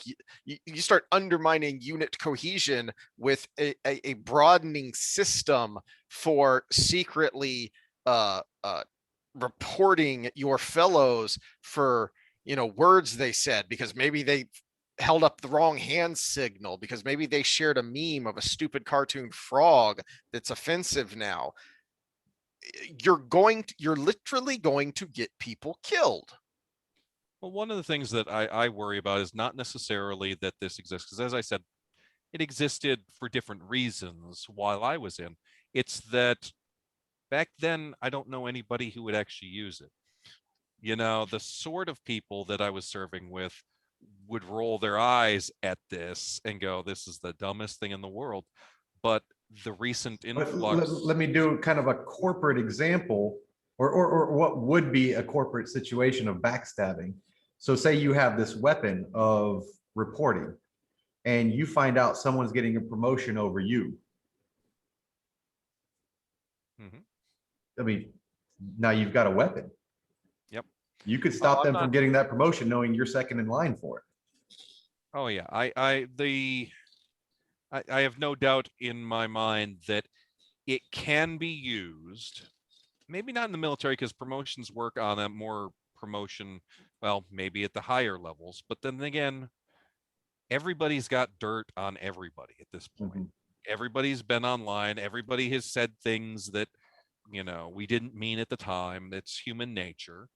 You say something, then you go, I shouldn't. Next day, you're going, I shouldn't have said that. That's, and sometimes you'll find the guy and apologize. God help you if it was being recorded at the time or Facebook lived or, anything else. I see the meme many times where it says, thank God I was young and stupid before social media existed. Because yeah, you do dumb things sometimes, and the idea that your livelihood can be destroyed off of something you said in the past is greatly concerning. And the fact I was saying that at the time, I mean, these reporting systems have been in place for various reasons, but at this point, with the sort of push that I've been seeing to get certain people into the military, certain more representation, more inclusivity, more and more I'm seeing a higher and higher likelihood that these reporting systems would actually be used. And so I sit back and I go, it was one thing when they were available but never really used because everybody would just say, oh, that person's a dirtbag if they whined about something that you said in the barracks last night. Now it's to a point where it's like, no, there's a very real chance that people might start getting reported on. And at that point, it's a good way to create a hive-minded military, because you have a system in place which keeps people shut up long enough to be committed to something. And if they aren't willing to do that, you have a system that gets them out of it. Yep. Just like any cult. Well, this.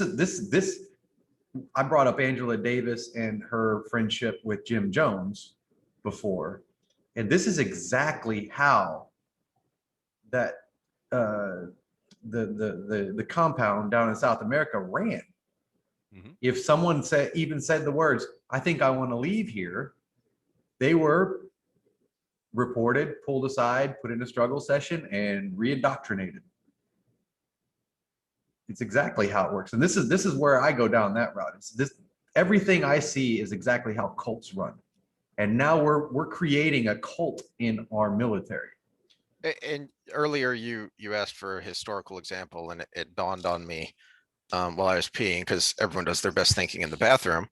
And I wish I could remember the name of this German professor that I was listening to, and if I find it, we can throw it in a link in the description. But he wrote a book and made a very good case comparing the Nazi military hierarchy.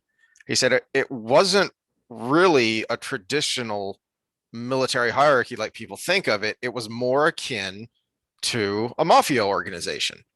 And other people have made this comparison when you look at the looting and pillaging that the high level Nazis did. But he was talking specifically about the way that you didn't have a hierarchy that, like, theoretically, ostensibly, the hierarchy of the military works together towards a common goal, and they, there's give and take while they determine their, the solutions to their problems. It wasn't like that at all in the Wehrmacht. It was, if I can make this guy look bad, then I improve my situation. If I can report on this guy, or if I can spread rumors to undermine this guy, then I improve my situation. And within all of that, you never tell the boss the truth because the bearer of bad news can often be the one who gets in trouble. So you had situations. Well, the famous memed scene now from the movie Downfall, where Hitler's going crazy in his bunker because no one would tell him the truth. Everyone was afraid to tell the truth, and he had no idea that the Russians had just steamrolled over the army in the east. Same thing with Japan. No one wanted to tell the truth to the higher ups or to the people, so the people were shocked when American bombers started leveling their cities. Right. Not really a good way to run not really a good way to run anything, but definitely not a good way to run something that is, literally life or death. Yeah, it reminds me of, we've always been at war with East Asia. Yeah, a little bit of 1984 tossed in there.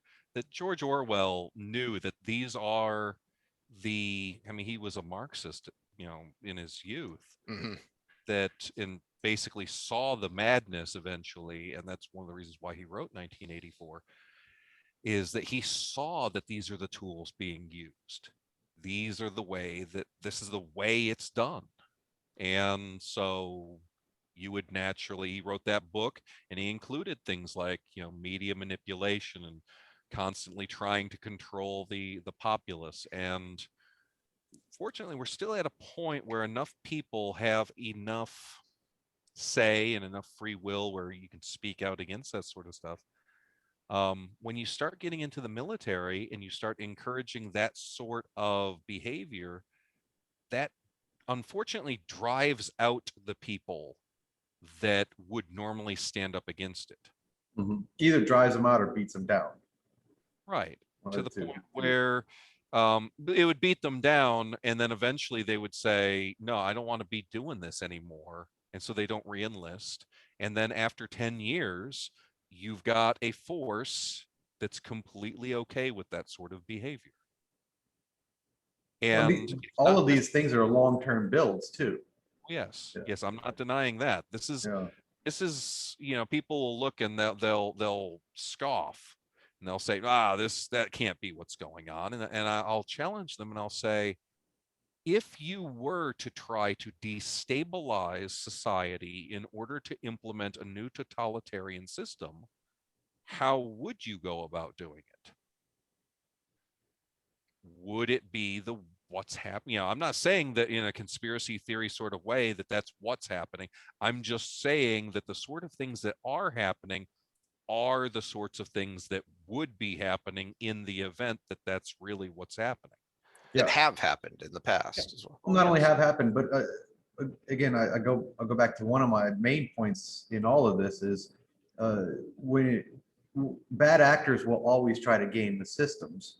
Mhm. And so what you do is try to create systems that don't allow for bad actors to game them. And what we're doing is we're putting everything in place for bad people to do bad things. It doesn't mean that a bad person is doing it all right now, which I do think there are some, but we're creating a system that makes it pretty damn easy at the end of the day. A lot of that change took place, unfortunately, and I heard about a lot of this after I'd gotten out, that a lot of the regulations and a lot of the changes that took place after President Obama took power, that tended to happen I know in the Army, where a lot of people did not like some of the policies that were then put in place. And the people that, as Sam has said, would push back, they got out. And so now we've got an incrementally different military force as time keeps going that is more and more open to these secret police type tactics. And I sometimes wonder, would something like this have happened when I was in? No, we would have actively resisted it and openly mocked it and everything else. It's now being treated as a good thing, though, and I don't know if there's an easy solution. I don't know if there's a clear solution to rectifying it. I've seen a lot of pundits talking about how many National Guard troops there were in, or still are, as far as I know, in DC. I've seen a lot of pundits talking about it. Where the high ranking military people saying, I'm not gonna be part of this. This is a gross violation of posse comitatus. I haven't seen it. I don't know that I've seen a former one, but I don't watch stupid news as much anymore. But I haven't seen anyone, certainly from within the system, saying, no, this needs to stop and it needs to stop right now, because this is teetering on the edge of some very, very bad things. Well, and there's two reactions you can have if you're on that edge. Is you can fight it, or you can make sure you end up in a good position on that edge. And so, I mean, if the military is going to be the enforcer of a bad ideal, you might as well be the one in power. And to your point, Chuck, about, this isn't just conspiracy theory or just pondering. I mean, that's why it's important to look at what people are saying in their own words. It's why Sam has brought up, these people's literal textbook, and these are their own words. Bring that Patriot Act 2.0 back up again. That's why I had you have that handy. Is, again, the language sounds okay. I mean, extremism. Oh yeah, extremism's bad. Well, but then you look at what they are legally trying to define extremism as. Far right wing extremists. Yeah. And giving power to is it somewhere in this this bill, doesn't it give expanded powers to Homeland Security and the Department of Defense I believe as for combating domestic terrorism? Yep. Offices to combat domestic terrorism. Yeah. That's not what the US military is for, nor should it be for.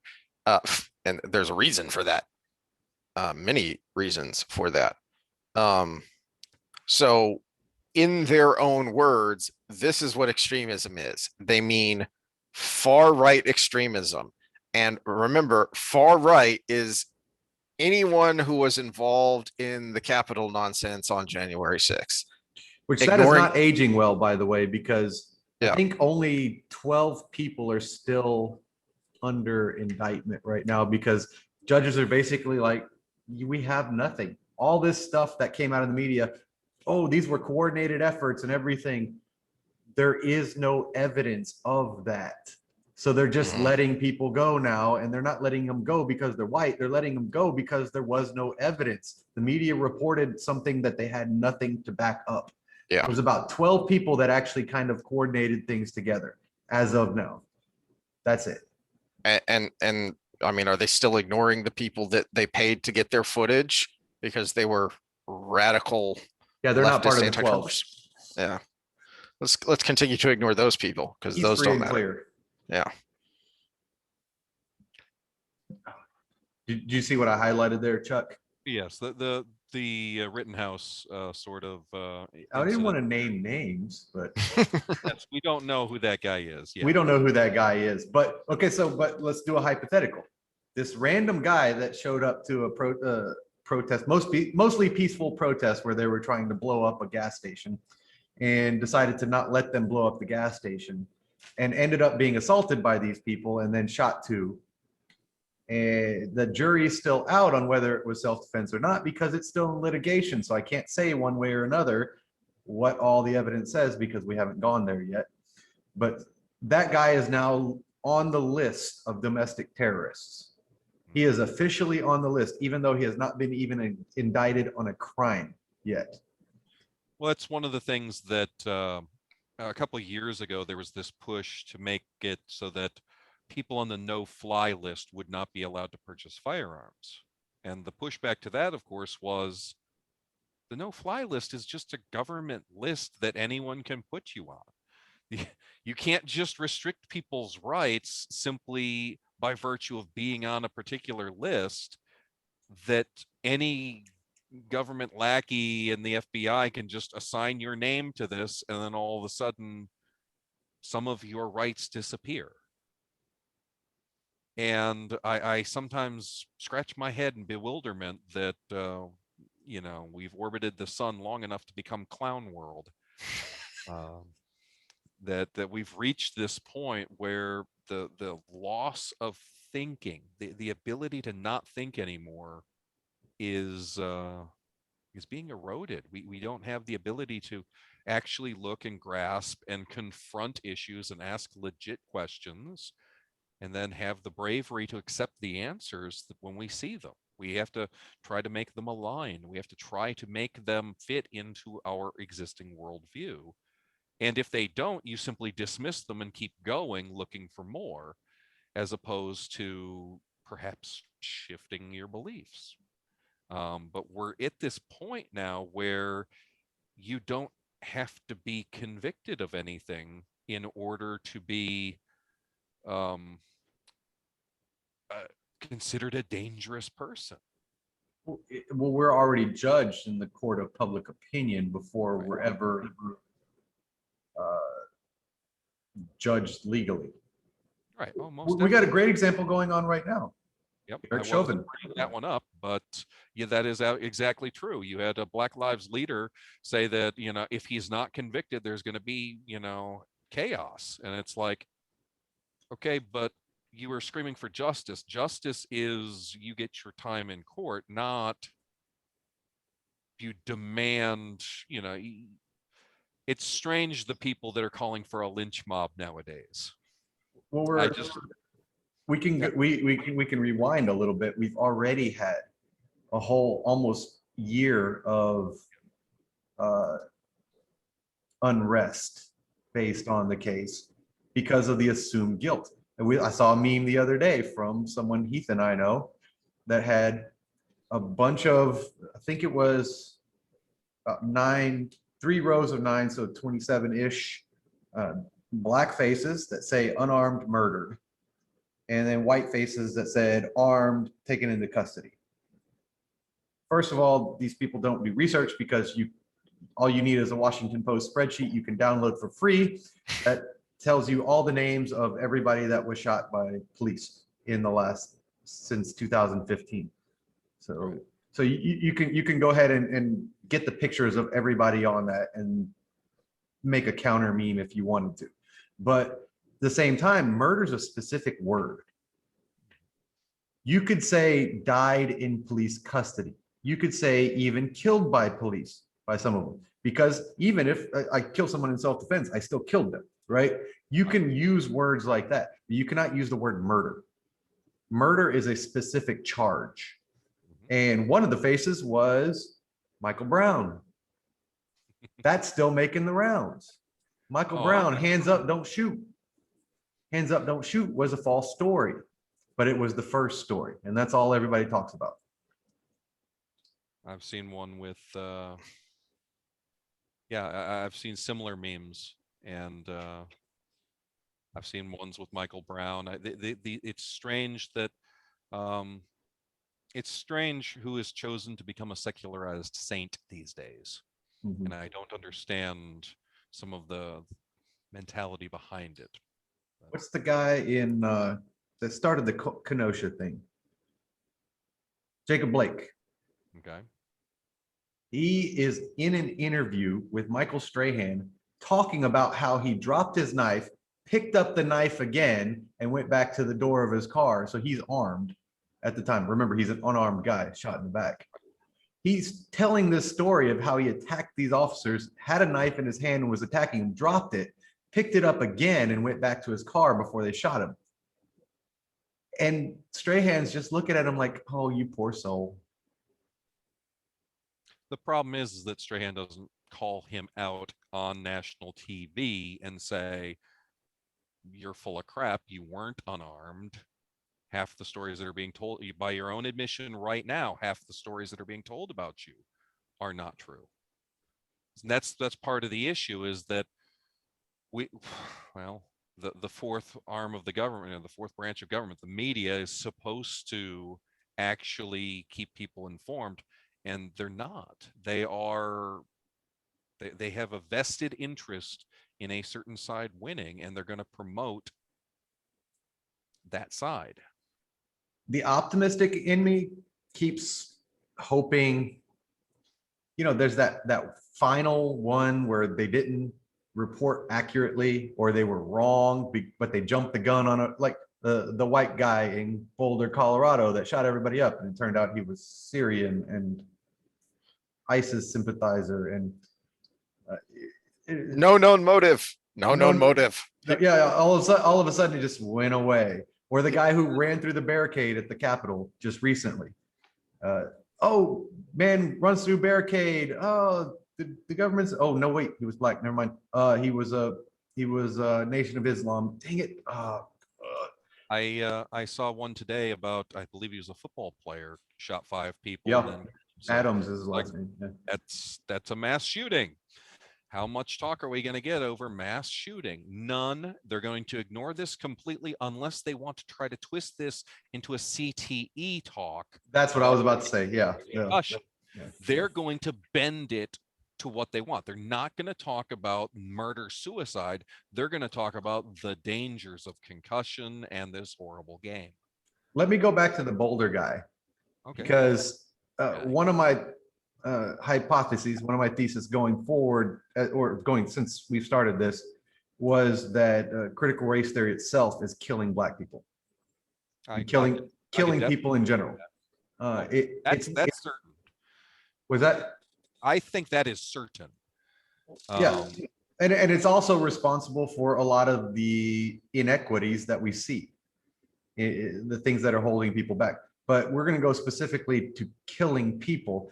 What got lost in the mix with the guy in Boulder was he was a paranoid schizophrenic. But what he was specifically paranoid about was people monitoring him based on his race and religion. And so he was following the critical race theory approach of being oppressed. And a lot of the things he was telling his sister and stuff, I was like, this is critical race theory 101. This is critical theories 101. This is postmodernism at its best. This is Marxism right here. And I'm like, he attacked all those people because his already existing schizophrenia was triggered by this ideology. But you get the broom out and sweep that right under the rug. It's difficult once you start talking about mental illness, because then you start chicken and egging it as to what came first and what exacerbated what. I don't know if there's an answer, if you have an answer for that. But. Well, I got 2 answers to it. First of all, the APA's broke. They're woke, they're broke. Not broke in the monetary sense, broke in the fact that they've made things worse since they went woke. And the other part is the left behind people in the United States. You want to talk about systemic something. The left behind people in the United States are the mentally ill right now. The real mentally ill, not the freaking suburban mom who's got anxiety. No, I'm talking about the person who can't function in society, and now they're on the street because there are no real mental institutions that they can be checked into, whether they want to or not, because they can't make that choice. The asylums have been shut down. Most of the asylums, anyway. Sometimes you'll find places that have state hospitals. Well, we've got a 3-part system for taking care of these people right now. It's called under the bridge, in the hospital, or in jail. Mm-hmm. Are they doing any better off than they were in those asylums? Now, we probably could have reformed the asylums, but the fact that these people can't function because their brain is jacked up still exists. They're the left behind people. It's yet another example of, black and white, all or nothing thinking, that things get politicized and scooped up into a media hype, and then we're not allowed to have a rational discussion about it. So, I mean, frankly, blame it on One Flew Over the Cuckoo's Nest. There were bad things with how we used to do involuntarily committing people, definitely bad things done, but then somehow that turned into they're all like this and they're irredeemable, so we're just going to shut it all down. And homeless experts will tell you that, especially in the Northeast, New York City, most of the homeless, the overwhelming majority of the homeless, 80 to 90% are the numbers I've heard from homelessness experts, is that 80 to 90% of the homeless in New York are mentally ill. Well, I don't doubt that. I know someone who works with them every day. And the stories I hear are pretty, it's like, I feel for that person. These are the people I feel for. When we talk about resources and everything's a trade-off, compassion is a resource. When you place compassion in one area, you take it away from another area typically. It may be indirectly, it may be not a one-to-one comparison, but they're secondary. There's ripple effects to everything you do. And all of this woke crap going on right now is trying to put our compassion in one area that is unfalsifiable. And it really, our attention should be somewhere else. And there's nobody vouching for these people who can't talk for themselves. I often bring up, in fact, today I was having a conversation with a friend of mine, and I brought up the movie Men in Black. There's a scene where Will Smith says, well, why don't you just tell people about the existence of aliens? People are smart, they can take it. Tommy Lee Jones replies with, a person is smart. People as a whole are a dumb, panicking mob. And that's kind of a problem that we have nowadays, is that the institutions for reaching out and touching the mass audience, they're not focused on getting a message out there. They're interested in generating hype, generating revenue, generating page clicks, being clickbaity. They're not interested in focusing on actual issues. They're focused on sexy issues that will get people to tune in. And so you bring up who's speaking for the people, the voiceless. No one. There's no money in it. And that's the current way things are. I don't know a solution to that, though. I can't talk people out of a good panic. With my magic wand 2 to 3 times a day, and for some reason it doesn't help the homeless. Nothing magical. I shared this meme 100 times, and the world isn't changing yet. Sure, let's go with that. Yeah. I don't think that's the magic wand that Chuck was referring to. No, I have that picture. I have that meme. That meme on cue for those that meme all the time. Just throw that on there. I shared this 1,000,000 times, and the world isn't changed yet. Yeah, well, that's because you're dumb. But well, the only solution I know of is why I let Sam talk me into doing this, even though I hate everyone and everything, and I have no hope for the future, is that the only solution I can see is that people actually start talking to each other instead of at each other, which is, again, one of the infuriating things about the regressive left is they have decided that these topics that are verboten, you will not speak of, you will not contradict. You cannot have a frank and honest discussion about race unless it is from the perspective of the critical race theorists, or you're a racist, period, the end, etc., and so forth.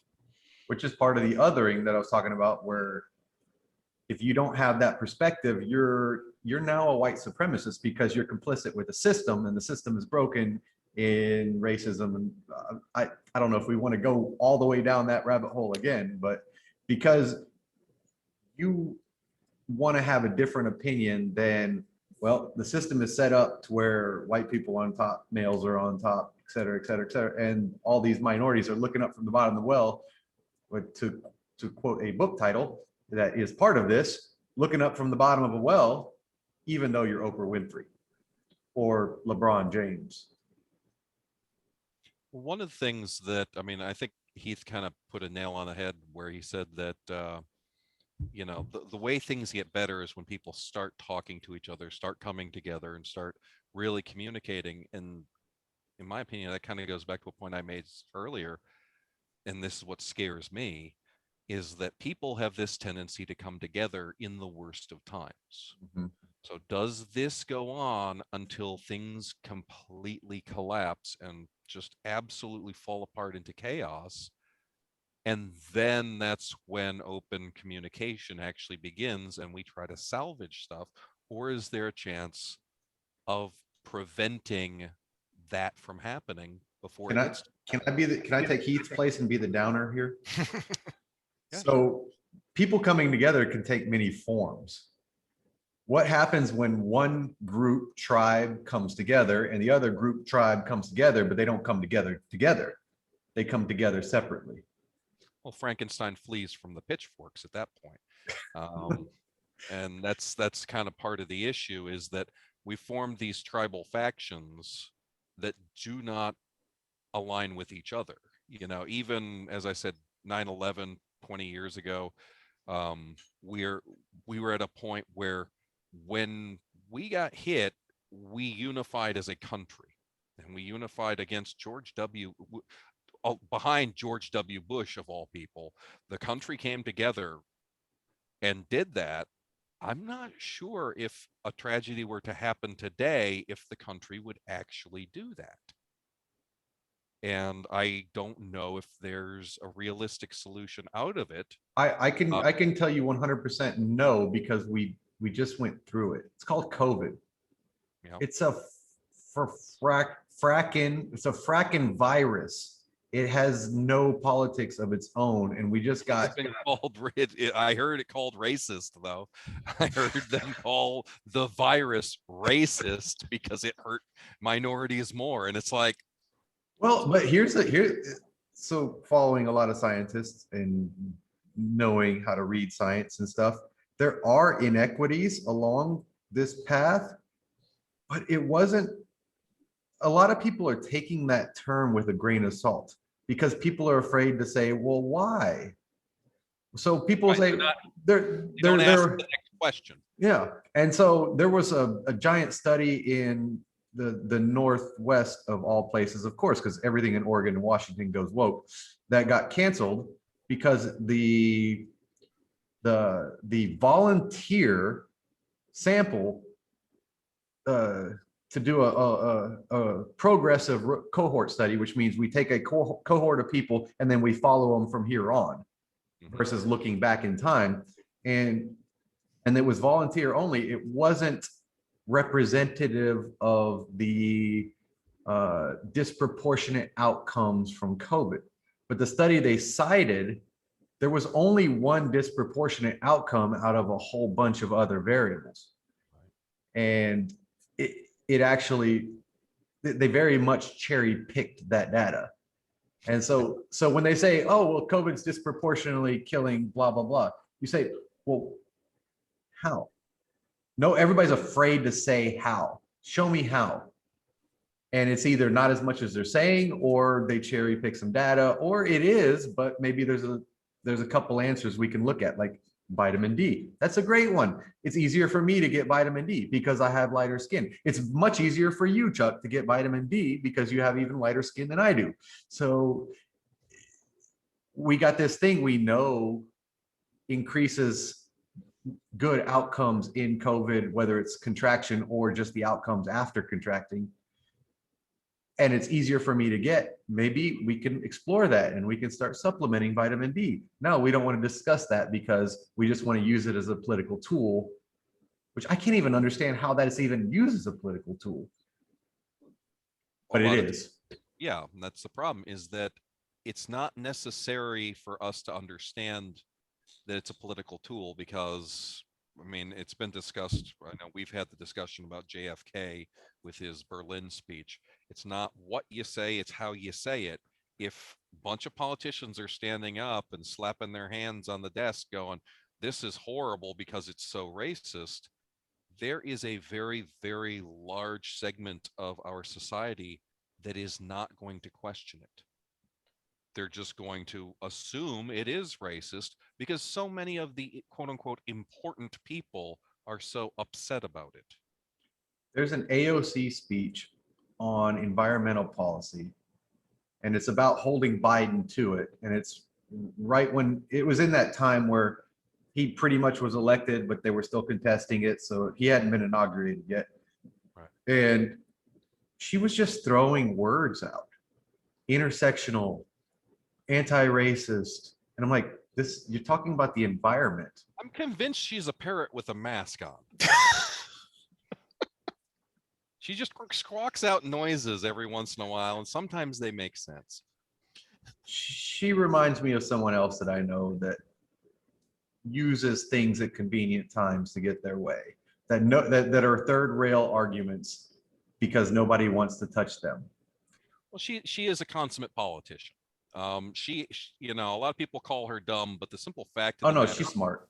she knows damn well that a lot of her constituents are dumb enough to believe anything she says, as long as she says them with a certain tone of voice, as long as she takes things super seriously and defies the patriarchy, that, you know, there's going to be a segment of our society that is going to have her back regardless of anything she says or does.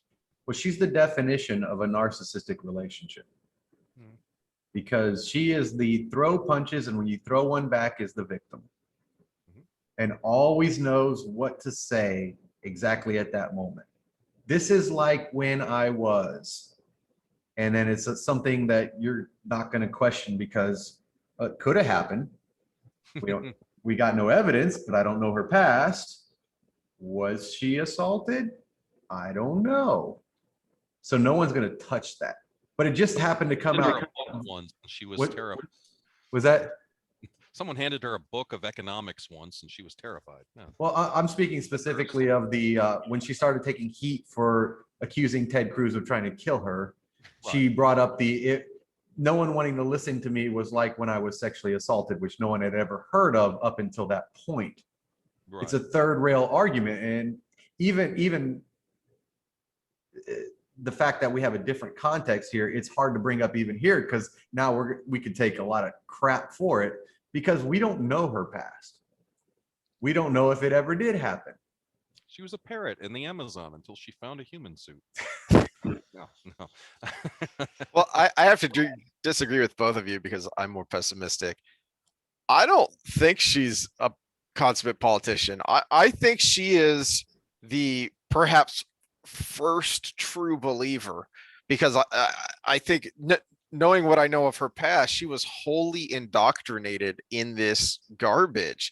And I think she truly believes all the nonsense she spouts because all she's ever known is this. This is her truth with a capital T.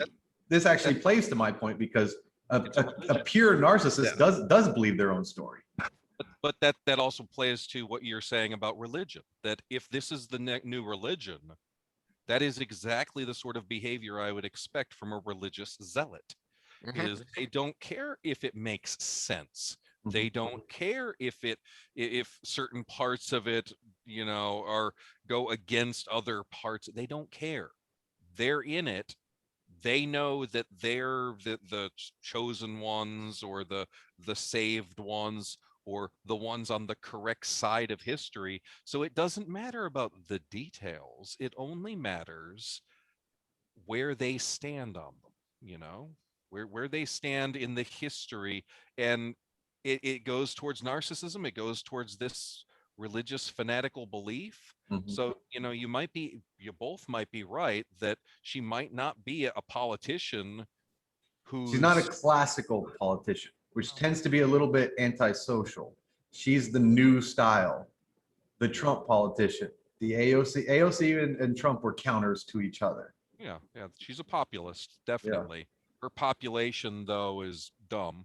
And I'm sorry, but if you listen to some of the things she says and you're nodding your head along with her, it's like, unless you're a bobblehead doll, you've got no right to be nodding your head along with her, because some of the things she says makes no sense. So, well, she's very, like I said, she has her story well timed when it comes to when to use what, and that might even be unconscious.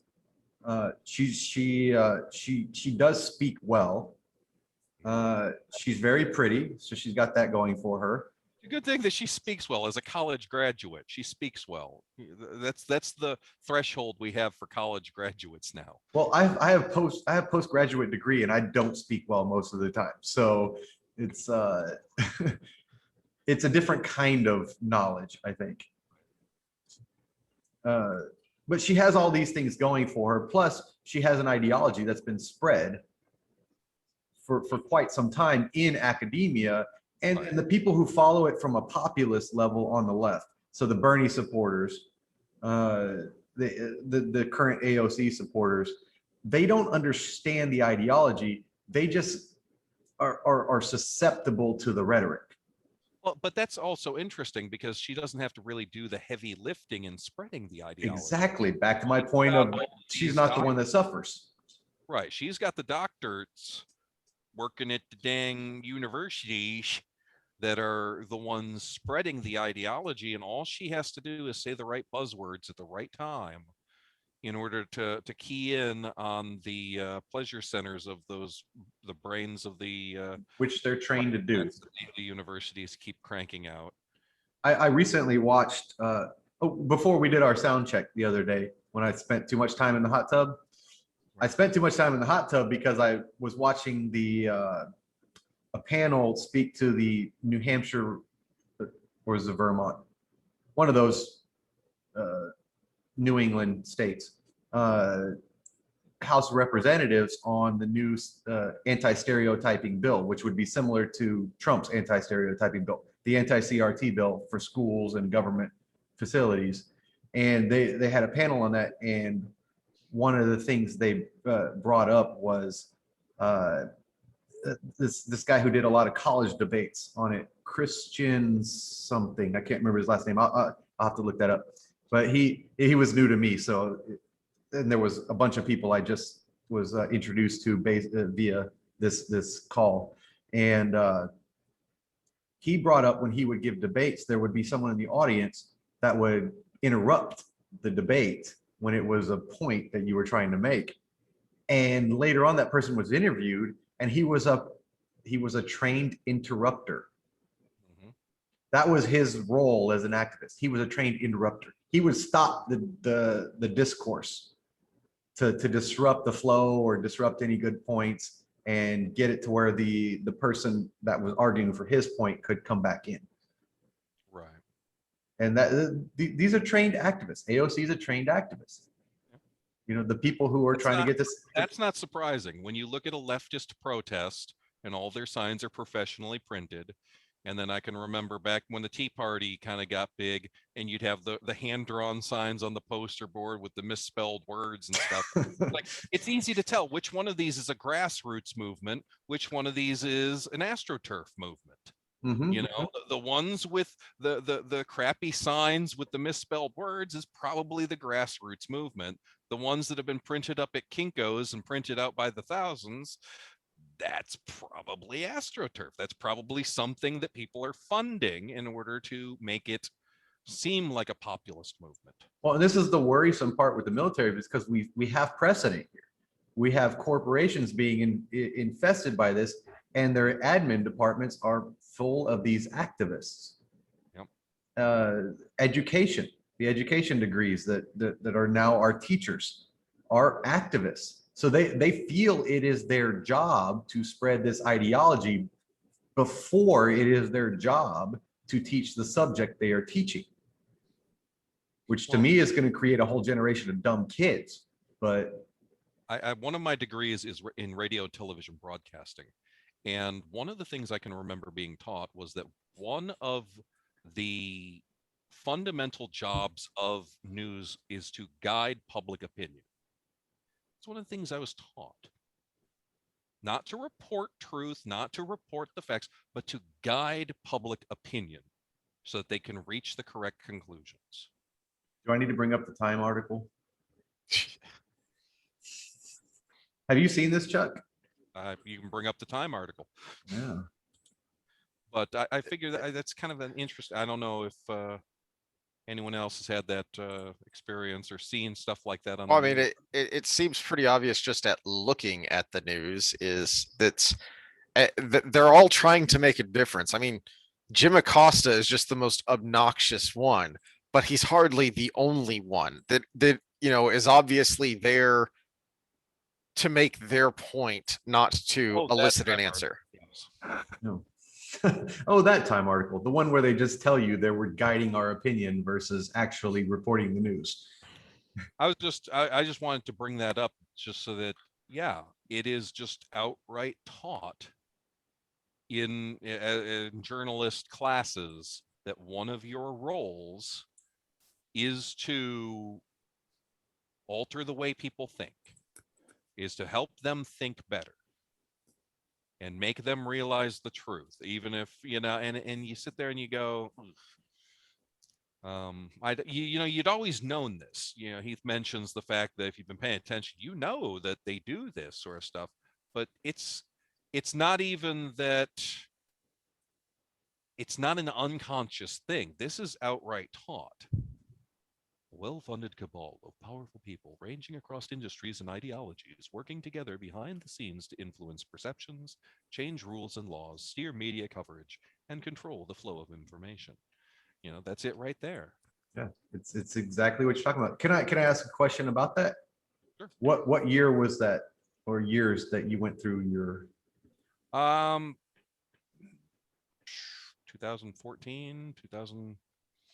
I mean, So within that the goes last, right along with the timeline I put forward. right.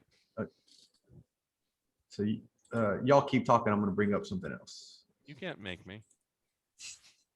Keith, say something. Well, you're oh, my thought is I think that where I was going to kind of lead us to wrapping up is you're don't you're being turned into a tool by tools using a broken tool. So stop it. Just recognize that you are being manipulated, and it will help you not be manipulated. It will help you not be led by people who want to lead you to a place that helps them, not you. They don't care about you.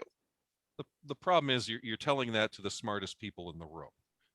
These people that are doing it are the ones that are convinced that they can never be fooled. And that's interesting that was it Mark Twain that said it's easier to fool someone than it is to convince them that they have been fooled? Yes. I don't know if that was Twain or not, but it sounds like something. That sounds right, because I think I've heard that one before, and I wanted to say it was Twain. But here it goes along with your timeline, and keep in mind for anybody who's watching, we did not talk about this ahead of time, but he said 2014. We put my cursor right there, and you look at how the media are representing certain phrases that are coming out to the public. And then I want to bring up another graphic here. Did that come up? No. Nope. Okay. Here, there we go. There we go. I'm getting better at this, sort of. Trust in media. If your trust is low, you thought about 36% of all police shootings were Black Americans. If your trust was medium, you thought 42. If your trust was high, it was 50, almost 57, 56 and a half. They were all above what it actually was. That's part of the issue right there. Yeah. So your trust in media determined how much you thought, but at the same time, the fact that the media barrages you with stuff still influenced everybody, whether you trusted them or not.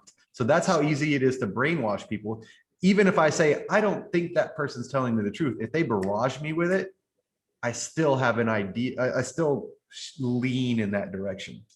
Right. Some of that is just a natural occurrence of media, though, because media is going to report the things that are abnormal. Heck, Joker said it in The Dark Knight, where it's all part of the plan, where if things fit into the norm, nobody cares about it. Nobody talks about it. Nothing like that happens. You hear about a drive-by shooting. It might get a blurb on the evening news if there were casualties involved. Otherwise, it's not reported at all, even though that is a heck of a lot more common than a white supremacist mass shooting. And it's just because the nature of the beast is to report on the things that get eyeballs, and things that get eyeballs are things that are out of the ordinary. And unfortunately, not enough people recognize that, yeah, they're talking about it because it is something that doesn't usually happen.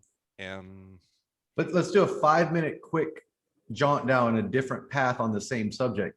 So one of the big pushes with social media was they were pressured to uh, stifle what they called misinformation, or what would be insightful information.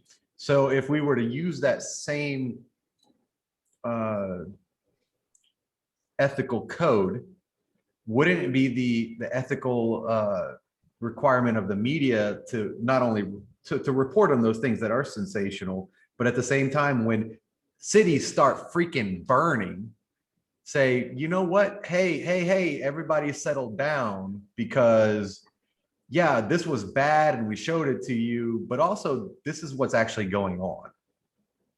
And part of the burning was fueled by the media attention in of itself.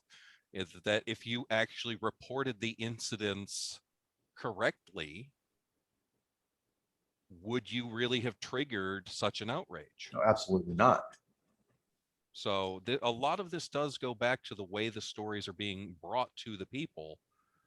And yeah, unfortunately, that's something that I don't have a solution for. Well, part of the solution is hold them to their own standards of not inciting violence with misinformation, but that's just me. I'm sorry. How? To use your own point from earlier, how do you do that? It's a good question. That's Because me just saying that was according to their definition misinformation. So right. I don't mean to put Lawsuits. you on the spot, but that's kind of the fundamental issue. Is it's like, yes, that sounds good,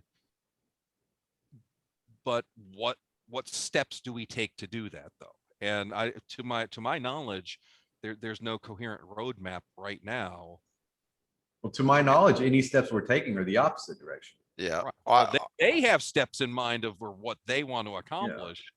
The counterculture, so to speak, the ones trying to inhibit this, the ones that are the non-woke resistance members, the fandom menace, they're the ones that don't have any, I hate to say this, for as long as I've been living, the side that I've been on has been trying to slow the advance of the political leftists.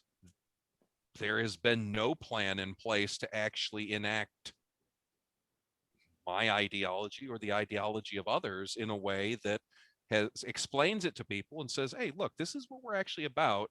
Yes, the political opponents are going to tell you that this is Nazism, but why do you listen to the political opposition when you got someone that you know who's talking to you like a normal person? I think to answer your question, Chuck, I think we need lots and lots of lawsuits. So the politicians obviously aren't going to do anything about it. Mhm. But if you'll remember, that poor kid who was just standing there while some activist jerk beat a drum in his face and was immediately smeared by all manner of big time news organizations as a white supremacist. uh he had a lawyer sue and settle that. They had enough of a case that they settled, reportedly, hundreds of millions of dollars with these big organizations. That's the only way to get their attention. I think anyone who who over the summer had their business or their home burned down should should find some lawyers to start a class action lawsuit against all of the media people who were egging it on, because you can find them. They're all over the place. The people excusing it, saying these people have a reason, saying that, well, you just have to let these people vent. Yeah, They may not be criminally liable, but I think they should be held civilly liable. I saw some people that business owners and landowners and stuff, I believe in surrounding the Seattle chop zone, are now suing the city. Chaz. The Chaz, the Chop, the Oh, I didn't know they changed it to Chop.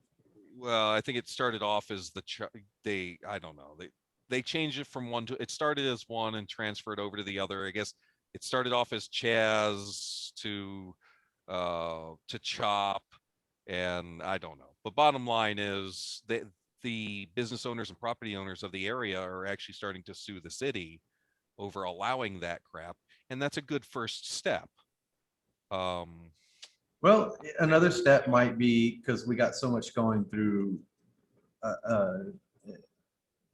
the local senates and local Congress, local senates, and then the national Congress and Senate, because it's all controlled by one power now, is we need, from my perspective, because I'm on the right side of the screen when people watch this, but I'm the lefty of the group here, is telling our Democrat senators and Congress people, hey, we don't support this as liberals. You're going to lose the liberals in your group because we're not cool with this anti-liberal movement, because it is. It is not liberal values. It is not equal opportunity. It is not freedom. The root word is liberty. It is not freedom. It is not true inclusion and acceptance. It's this forced, again, outcomes. It's forced outcomes, which can never happen, even if you force them.